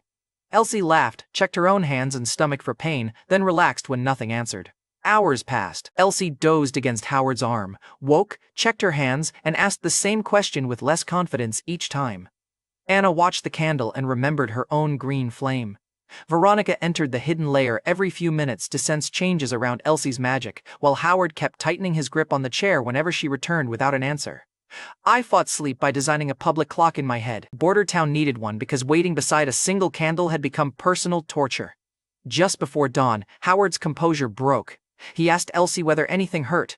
She opened her eyes, stretched both hands, and said she was hungry. She had no pain to report.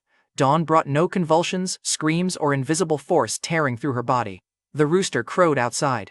Nobody trusted the sound at first, so I opened the curtain and let morning light cross the bed. Elsie squinted at it, yawned, and asked whether surviving maturity meant she could have 2 breakfasts. Howard dropped to his knees and pressed his forehead against Elsie's blanket. His shoulders shook while Elsie touched his hair, confused by how completely relief defeated him. Anna cried without trying to hide it, Wendy covered her mouth, and even Sky stopped moving. Veronica checked the magic again. Elsie's signature had changed, grown stronger, and settled into the same stable pattern she'd seen around Anna. The room had spent all night waiting for agony and received hunger. After that much dread, hunger was the best answer we could have received. Anna's survival could have been chance, but Elsie's matching painless maturity made the rule worth risking hope on. Wendy knelt before me after the vigil and pledged support to building a kingdom where witches could practice openly. I told her to stand, because loyalty speeches were not improved by making my mies responsible. She wanted me to pursue the throne eventually. A king could invite witches without hiding sanctuary behind rumor. I didn't promise a crown I didn't possess. I promised to make Border Town strong enough that choice could survive contact with politics. 2 painless maturities gave every hidden witch a choice stronger than doctrine, even though universal certainty still had to wait. Only after Elsie ate breakfast did Sky celebrate with the floating coin trick she'd been saving. She missed Wendy, hit Tobias through the open door, and claimed the chief knight had interfered with the experiment by standing where the coin wanted to go. Tobias was still arguing when we moved from one dangerous experiment to another. and the concrete barge waited beside the Red River with the cannon already mounted, a sail frame above it, and enough reinforced stone to offend every boat builder on site. The cannon crew wanted the weapon loaded before launch, the river workers wanted every explosive removed, and Desmond encouraged the argument because rivalry was cheaper than hiring another supervisor. Desmond stood on shore holding the repair budget and warned that anybody cheering before the waterline stabilized would explain optimism to him personally. Workers eased the hull into the river under ropes, releasing one line at a time while every traditional boatman waited for the stone to sink. It settled low, tilted at the bow, took water over one unfinished edge, then rose and floated free. The cannon crew and river crew stopped insulting each other long enough to stare, and one carpenter quietly walked around the hull to check whether reality had changed behind him. I put Brian at the wheel because the patrolman had steady hands under pressure and understood orders while bleeding. Months earlier, noble officers would have laughed at a common guard touching a military vessel. Now the crew waited for his hands. I made Tobias captain because somebody with authority needed to shout when the experiments became dangerous, and because Sir Muscles had finally run out of land-based inventions to distrust. "I've never commanded a boat," Tobias objected. I reminded him. "You command soldiers." Tobias pointed at the water. "Soldiers don't sink when I give the wrong order." Sky saluted with no connection to any military standard. "Don't worry, Captain, I'll tell you which wrong order to give." That sentence aged beautifully within a minute. Sky called the rudder right, Tobias repeated her command, and Brian turned left because two voices had made volume sound like authority. The barge swung toward the muddy bank while Sky grabbed the wheel and demanded to know why Tobias was echoing her. "I was commanding," Tobias insisted. Sky pointed at the bank. "Then command us away from the mud." Tobias looked at me for support. I became deeply interested in the river. Once the rudder pointed the right way, Wendy climbed onto the raised platform and gathered wind around the sail. Her early control barely dried meat, but months of practice let her direct force instead of spraying random gusts. The canvas filled, ropes snapped tight, and a concrete hull carrying artillery began moving upstream while every person on shore forgot to breathe at once. People ran along the bank while one worker shouted that the prince had made rocks float. Brian corrected the course. Tobias planted both feet like he'd expected this all along, and Sky asked the captain what came next. Tobias looked downstream. "We avoid the rocks." For once, Sir Muscles gave the perfect answer. The barge cleared the first cluster and gained speed, but Wendy's face lost color before the cheering finished. Cold air pulled heat from her with every gust, frost formed along the rail, and her fingers began slipping from the support rope. Veronica saw it first and ordered her to stop. Wendy tried to finish anyway because the whole bank was cheering for a miracle she believed she had to complete. Wendy tried to finish the run anyway. Her knees folded, Sky caught her, and the sail emptied while the current turned the heavy hull sideways.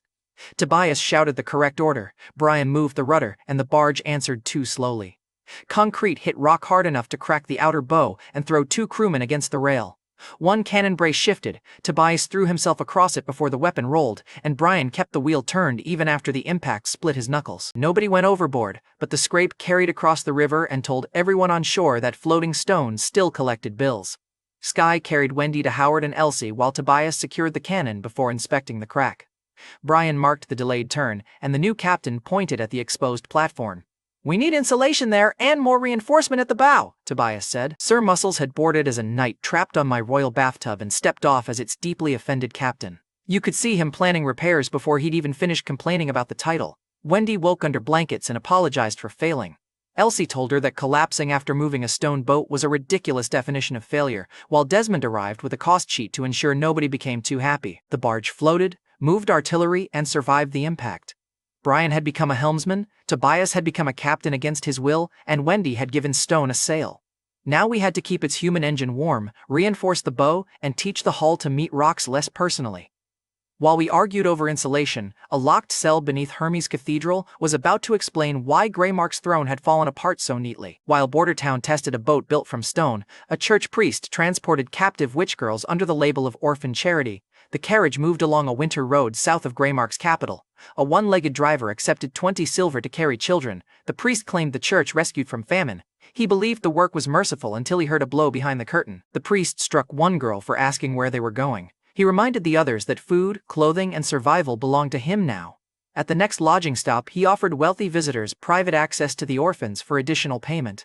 The children saw the driver look back, watched him close the curtain, and one girl stopped asking adults for help. The carriage continued, the priest kept his disguise, the driver kept his wage, and the girls remained trapped.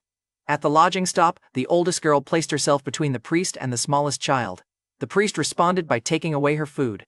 The younger girls divided their own portions after he left, turning one punishment into a loyalty he didn't control. The driver saw that too and almost opened the carriage door after the priest entered the inn, but then he looked at his missing leg, coin pouch, and the church crest on the man's coat. He chose employment over intervention. The driver had one chance to disrupt the trafficking route, and he chose his wage. The girls learned that sympathy without action still left the lock closed. A church patrol passed the carriage without inspection because the priest displayed charity documents. Paper protected the abuser while victims remained hidden behind the same word that was supposed to save them. That evening, beneath Hermes Cathedral, Archbishop Aldous Strand descended into the church's hidden complex. The public cathedral stood above ground in white stone, while guards, archives, workshops, and cells filled the hidden levels beneath it. Strand passed every corridor without slowing until he reached one locked room. Inside sat King Edward West. The king everyone believed dead had been imprisoned for 6 months, alive beneath the cathedral while his face ruled above ground. Edward had seen the replacement before being sealed below. The double wore his face, copied his voice, and knew enough court behavior to pass at a distance. It did not carry his private memories, so the church controlled access and limited unscripted meetings. The timeline was finally clear.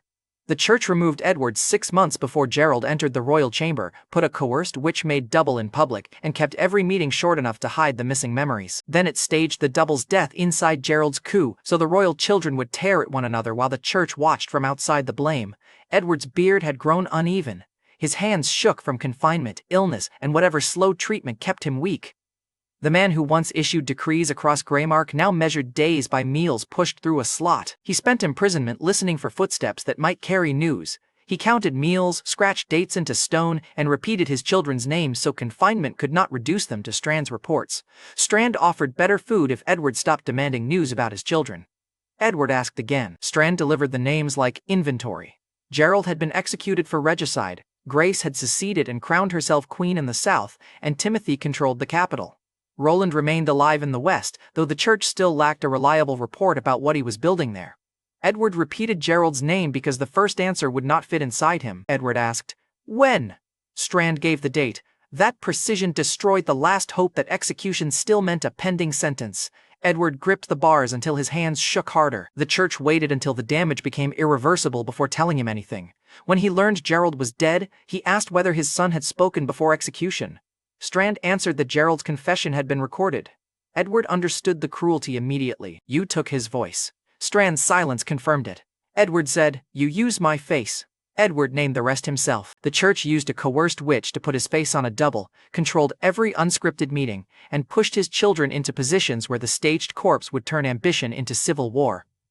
Timothy used the body for his own coup without understanding who had prepared it. Gerald walked into the trap, Grace answered with a fleet, and the church watched the royal family blame itself. "You made my children obey a dead man," Edward told Strand. Strand's silence admitted it. The king asked whether Grace knew the body in the chamber was false. She didn't. He asked whether Timothy knew. Strand said Timothy understood only what ambition required him to use. Each child acted inside a lie shaped around a real weakness. Gerald supplied force, Timothy supplied fear, Grace supplied military resistance, and the church supplied the dead father's face that made every reaction look justified. Strand believed divided kingdoms could not survive the larger demonic threat. The church intended to unite the continent under one authority, and breaking existing crowns would make that control possible. Edward called engineered civil war what it was, murder performed before bodies fell. Strand called it preparation. Edward's grief changed into one final attempt at leverage. He offered abdication if Strand released the truth and stopped the war. Strand refused because abdication would preserve the royal family's authority to choose, while the church wanted broken crowns asking one central protector for permission to survive. The king cursed him, promised to wait in hell, and collapsed against the cell floor. Strand watched Edward die. Whether confinement, illness, poison, or all three finally ended him remained unclear. The church controlled his body long enough that the distinction no longer helped. Strand told the guard the sacrifice was necessary for humanity's salvation. Edward died hearing the man who destroyed his family call it preparation. Far north, the surviving free witches were running out of food. The women who stayed in the mountain tunnels had lost Kara, Wendy, Veronica, Sky, Laurel, and several sisters during the failed expedition. Nobody knew who still lived, the food was almost gone, and the surviving women had begun dividing the last rations beside empty blankets. One of them had just said Laurel's name over a cold bowl when the roots at the entrance shifted. Laurel staggered through the barrier and collapsed. She crawled from the massacre hollow, followed remembered landmarks through winter, and walked with almost no food. Her return ended the group's last excuse for believing Kara's expedition reached safety. The women kept Laurel alive with their last concentrated food, feeding her from their own bowls and burning furniture for heat even as the tunnels grew colder. Abandoning the only witness would leave every dead sister trapped inside Kara's version of the story. Laurel slept for 2 days. When Laurel woke, she gave the group the facts in order. The city was a mirage, the dead sister hadn't failed. A sacred test, organized riders attacked magic users deliberately, Kara's fate was unknown, and the remaining food couldn't support another blind march. The women asked Laurel to become their leader. She refused before they finished. "I'm going to Border Town," one sister warned that Nightingale might have lied. Laurel looked at empty stores, dead women's blankets, and the route Kara chose. "If she lied, I return. If she told the truth, this place is killing us." The women asked Laurel to lead them because Panic wanted another single voice. She refused, chose to scout Border Town alone, and promised to return with directions if it was real or a warning if it was a trap. Laurel made the route testable. She would return with directions or a warning. Laurel left with Nightingale's landmarks and almost no food. Back in Bordertown, the last major demon attack began with Kessler's spear breaking. A pack rushed the western lane before dawn. Kessler planted his weapon in the first beast's chest, and the shaft snapped when a second body struck it. Months earlier, a broken spear would have ended his usefulness. He dropped it and ordered muskets forward. The first volley dropped 2 beasts and drove a third into a house wall. When smoke hid the target, one recruit almost fired through civilians, so Kessler knocked the barrel down and took the shot himself after the animal cleared the lane. The musket mattered because the commoner holding it had learned when not to shoot. The front shooters fired from kneeling positions while the second line reloaded. Commoners who once hid during Demon Winter killed the pack without waiting for a noble knight to save them. Kessler took a musket from a wounded soldier and finished the last beast at close range. After the pack fell, one resident brought Kessler the 2 pieces of his spear. He tucked them under his belt instead of discarding them. The old weapon carried him to the point where a new one could replace it. Tobias reached the lane after firing stopped. Kessler looked at the broken spear. "I like that one." Tobias handed him the musket. "Develop better taste." The pack had only been bait. A winged lion came through the mist behind it, already turning toward the firing positions the first attack had exposed. The hybrid carried a feline body, armored shoulders, and wings broad enough to clear the wall. Isaiah recognized the deliberate approach. It waited for the first pack to expose our firing positions. This hybrid ignored hostages and targeted the shooters first. We rehearsed for a flying target after Isaiah's warning about intelligent hybrids. The plan required Sky as bait, Veronica as transport, Anna as the weapon, and every person to trust a distance rule none of us could measure perfectly. I ordered the square cleared and gave what I believed was a strong battle roar. And look, I was trying to sound heroic. The battlefield did not cooperate. Sky hovered above me and tilted her head. That sounded like a dog asking permission to bark. Wendy tried defending me and failed. Anna covered a smile, and Veronica's expression didn't move, which was somehow worse. The hybrid screamed across the roofs, and every loose shutter in the square rattled. It had watched our first positions, used a smaller pack as bait, and arrived expecting to hunt the people behind the guns. For once, the monster had a plan almost as annoying as mine. "Mock me after it dies," I said. Sky saluted. Motivation achieved. She climbed into the creature's view and threw a stone at its face. The winged lion changed direction immediately. Sky flew low over the square, pelted it again, and shouted insults about its wings being decorative. The hybrid abandoned musketeers and pursued the smaller target with exactly the anger we needed. Sky could outturn the hybrid but not outlast it, and each pass brought the claws closer until one strike tore cloth from her shoulder. On the ground, Veronica took Anna into the hidden lair.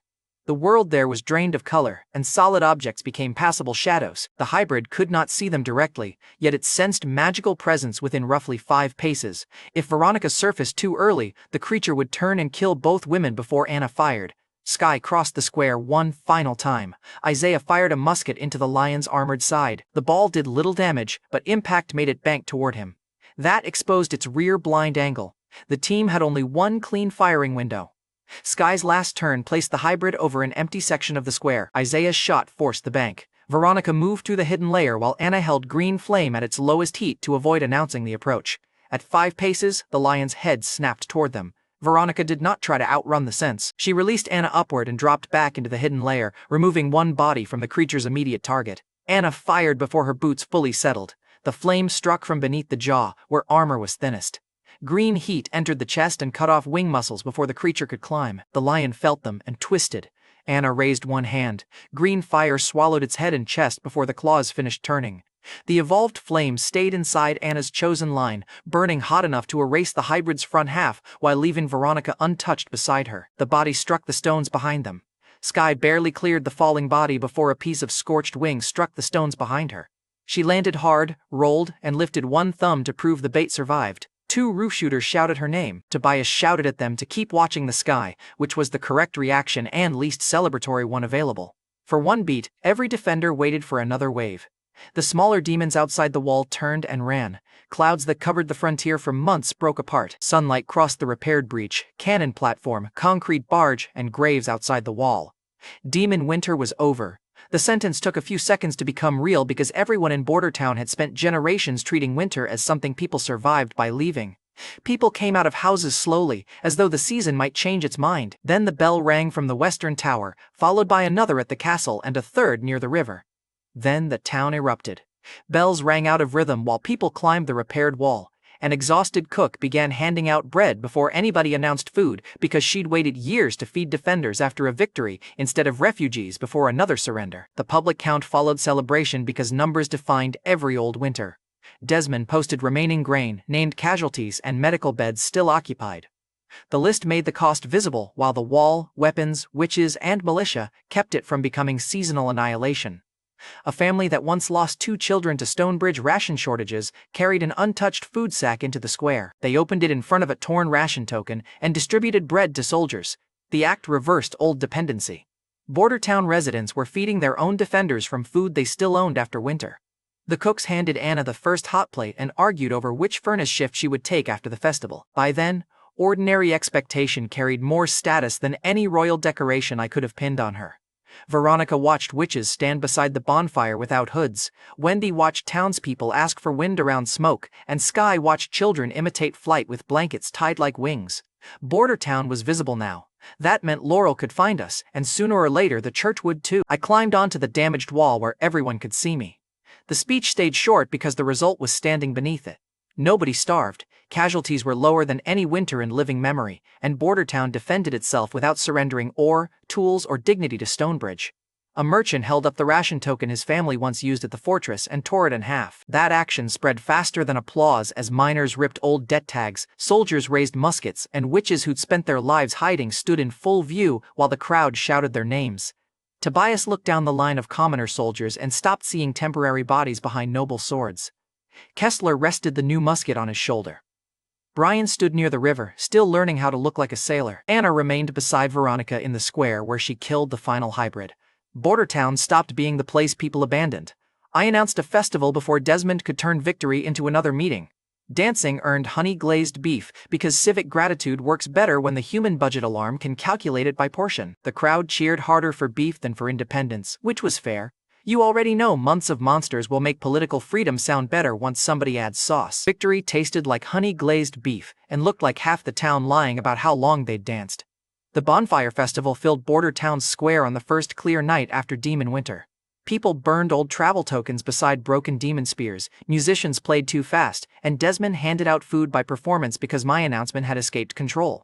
One miner added 3 desperate spins when he saw the largest plate, fell into a snowbank, and still demanded credit for commitment. Tobias attempted a dignified step, noticed soldiers watching, and delegated celebration to the civilian ranks. Sky treated the reward structure like military law, flew above the dancers shouting scores, and accused Kessler of conserving energy for political reasons. Kessler said any contest judged by Sky was probably illegal. The soldiers danced harder. Anna worked the cooking fires in full public view. Months earlier, one open flame would have started a panic. Now the cooks argued over who got her heat next. Sky dropped beside me, bumped my shoulder hard enough to spill sauce, and stole the larger piece of beef from my plate while claiming victory food belonged to the fastest person. Sky treated me exactly as she treated the workshop, as a source of unattended resources. The young menace had identified my dinner as unguarded and conducted a successful raid. Anna came over afterward, squeezed my hand, and thanked me for staying through winter. That quiet affection hit harder than Sky's shoulder, so naturally Veronica chose that exact moment to lean close and ask whether princes always looked this helpless around one fire witch. In my defense, I just survived winter. Veronica's smile said survival wasn't a defense. Wendy saw the whole exchange and stored it for later because privacy around her was more of a rumor than a rule. The next morning, Wendy cornered Veronica in the castle library while reviewing church histories about witch powers. The books described wars, relics, and miracles while carefully avoiding clear accounts of the gods those leaders supposedly served. Wendy pointed out the omissions, then asked why Veronica had spent half the festival monitoring my hand instead of the crowd. I was guarding him, Veronica said. Wendy raised an eyebrow. From Anna's fingers? Veronica threatened to leave through the wall, which told Wendy she'd hit the target. The same church records also repeated an old claim that witches couldn't bear children. Nobody in our group treated that as proven science, especially when the institution writing it had lied about maturity, demons, and nearly everything else useful. Veronica closed the book and told Wendy to mind her own future. Wendy laughed for the rest of the morning. But outside, horns called the civilian army to the training ground. Demon winter ended, so every recruit received a real exit. They could return to mining and ordinary work, or join a permanent paid force under stricter discipline. I made the choice public because an army built from hunger would collapse the moment the meals changed. An army built from people who could leave had a chance to become loyal without becoming owned. Isaiah read the terms aloud for soldiers still learning letters. The offer included wages, injury care, family support, performance-based rank, and land incentives after service. Recruits could leave before swearing. Once sworn, desertion and abuse rules became harder because year-round defense required trust in both directions. One man asked whether returning to the mines meant losing winter support, and the whole line leaned toward the answer. They had lived under systems where every benefit became a leash the moment somebody powerful wanted obedience. No, I answered. Civilian work keeps the town alive too. Another asked whether refusing the uniform made him a coward.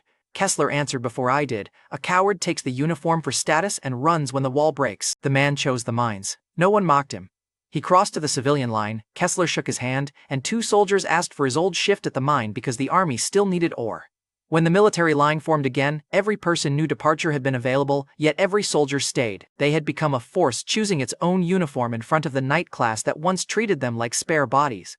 Tobias looked down the ranks and saw commoners choosing a responsibility his class inherited automatically. He saluted them first. Every soldier had been offered the gate and none of them moved toward it. Desmond watched the line stay full, opened a second payroll ledger, and looked like victory had personally attacked him. I began discussing bayonets with Sky and Isaiah. Sky proposed a regulation allowing any soldier who insulted a new weapon to test it against a charging pig. I rejected the pig and kept the testing requirement. Then Lord Chris Rowan entered the yard demanding 150 gold. Chris was an absentee noble whose mansion stood directly along the wall route. His family abandoned Border Town before Demon Winter. Construction crews demolished the empty building because it blocked the defense line. Now that the town survived, Chris returned to monetize bravery he never displayed. Chris announced, "You destroyed my house." I answered, "I paid 20 gold to the person occupying it." Chris snapped, "That servant did not own the property." I said, "You abandoned it." Chris puffed up, looked at the permanent soldiers as though they were furniture, and admitted he left because only a fool would remain during Demon Winter. The yard went quiet. My guy had arrived asking for money and volunteered evidence of desertion before anyone even opened a ledger. Tobias stepped closer. "Then the prince destroyed a defensive obstruction abandoned during an invasion." Chris heard the word invasion and changed posture. Tobias continued, "A noble who deserts his assigned territory during attack and later obstructs its defense may also be describing treason." Chris looked at the permanent soldiers, repaired wall, and cannon beyond it. Men he'd expected to ignore were now listening in uniforms they chose, and Tobias had just translated Chris's boast into possible treason. His compensation demand had become a confession delivered in front of witnesses, with the human budget alarm holding a pen and enjoying himself for once. He corrected himself. The house belonged to a distant relative, while his personal attachment covered only the 150 gold. I offered to record the clarification. Chris declined with impressive speed. He left carrying a warning for every other noble who planned to reclaim value after abandoning people who created it. Outside the gate, Chris punched a tree and imagined Duke Marcus eventually crushing me. The tree remained neutral. Then he noticed a cloaked woman walking toward the castle. She was exhausted, thin from travel, and composed enough that Chris mistook her for a noblewoman or possibly my future wife. He adjusted his coat, considered introducing himself, and decided the day produced enough legal danger. The woman reached the gate alone. Laurel Reed removed her hood. "I'm a witch," she told the guards. "I need Nightingale, Wendy, Elsie, or Anna." The guards exchanged one look. Months earlier, that confession would have summoned an executioner. Now one guard ran inside while the other offered Laurel water, asked whether she was injured, and kept his spear pointed away from her. Laurel had crossed half a frozen kingdom preparing for the word witch to become a death sentence. Instead, it became a reason somebody hurried for help. Laurel watched the runner disappear and feared he was fetching soldiers. She prepared roots beneath the soil and promised herself she could disable both guards long enough to escape. The gate opened so hard it struck the wall. Veronica and Wendy ran through it, both calling Laurel's name before the plant witch could raise a hand. She prepared roots under the guards, an escape line behind her, and one final fight. None of those plans survived the embrace. Wendy whispered, "Welcome home." Laurel broke in Wendy's arms. She'd watched sisters die, hidden beneath their killers, returned to starving tunnels, and crossed winter expecting one final betrayal. "Welcome home!" took the last strength out of her legs. 6 more survivors waited farther down the road. Laurel had scouted first, found the town real, then returned with Veronica and Wendy, 2 wagons, and enough food to prove the promise before asking anybody to follow. The women had refused another blind march, so Laurel gave them a route, a return condition, visible supplies, and witnesses they already trusted. That was how a real sanctuary competed with a mirage. The women still prepared for a trap. Knives remained beneath cloaks. Elsie had to appear openly beside Howard before the first woman crossed the gate, and every exit was counted before anyone touched the offered bread. The gate guards asked about injuries and head count, offered warm rooms, and never demanded hidden names or powers. Veronica understood every suspicious glance and didn't rush them. Choice had to remain real even when the safe answer stood open. One survivor started crying when Desmond asked what work she preferred after she ate. She'd expected chains, conversion, or a usefulness test before food. A choice between recovery, garden, kitchen, workshop, and schoolroom was harder to answer. 7 women reached Border Town. Empty places in their formation belonged to sisters who never would, and nobody rushed them past that loss. Desmond counted beds instead of bodies, Elsie checked frostbite, Anna warmed water, and the kitchen fed everyone before asking a single question about ability. The order mattered more than any welcome speech. Laurel slept beside the door for 3 nights anyway. Safety doesn't erase survival habits because somebody hands you a key. When one woman apologized that most of them weren't fighters, I pointed toward the permanent army.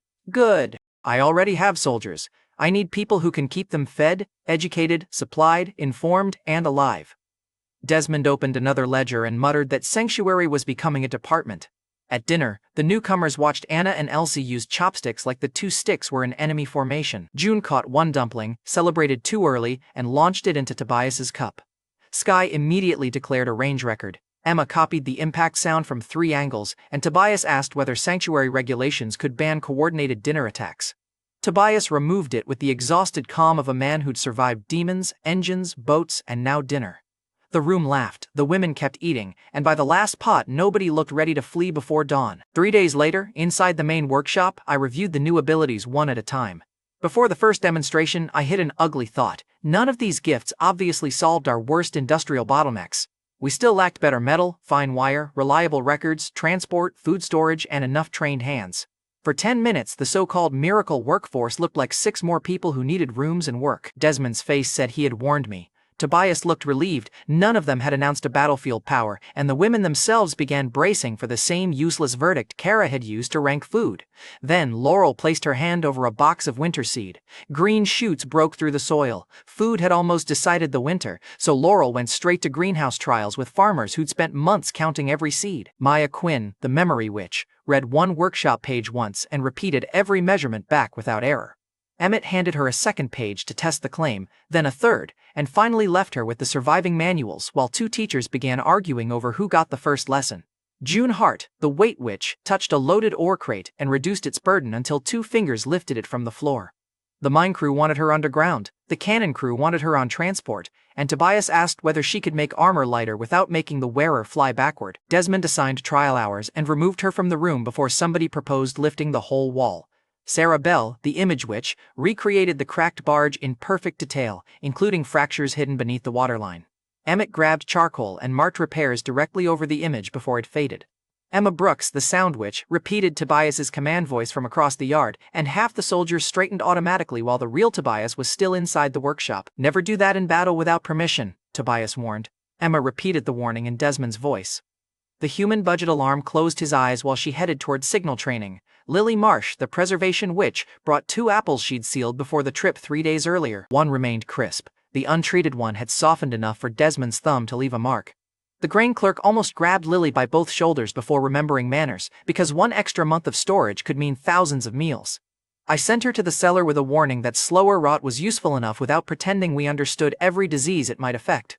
Each gift had found a wound the town already carried, and the women who'd been ranked by combat value were suddenly watching departments fight over their time. Then Mona Clark, the quiet magnetism witch Kara had called useless, placed an iron bar on the table. She expected another polite assignment invented to spare her feelings.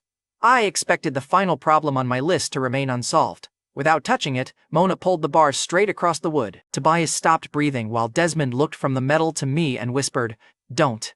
Mona reversed her hand, and the bar slid back. Everyone else saw iron moving without contact. "I saw magnetic fields, coils, current, motors, signals, and light." "Do it again." Mona moved the bar, so I mounted a smaller piece on a crude axle and asked her to alternate the pull. The wheel turned a fraction, stopped, then turned again when she reversed the force. We had no electricity yet. We still needed wire, insulation, measurement, and years of failed machines, but the next industrial threshold had moved in front of witnesses. "You were called useless?" I asked. Mona nodded. "Congratulations! You've created the largest workload in Border Town. Some witch gifts changed the body, some controlled matter, and some applied force to other objects. Divine stones would interfere with each kind differently. That safety problem could wait until morning." Desmond opened another page as Mona asked for iron rings and scrap wire, while outside 6 new work lines were already forming. Now I had to survive the workload it had just created.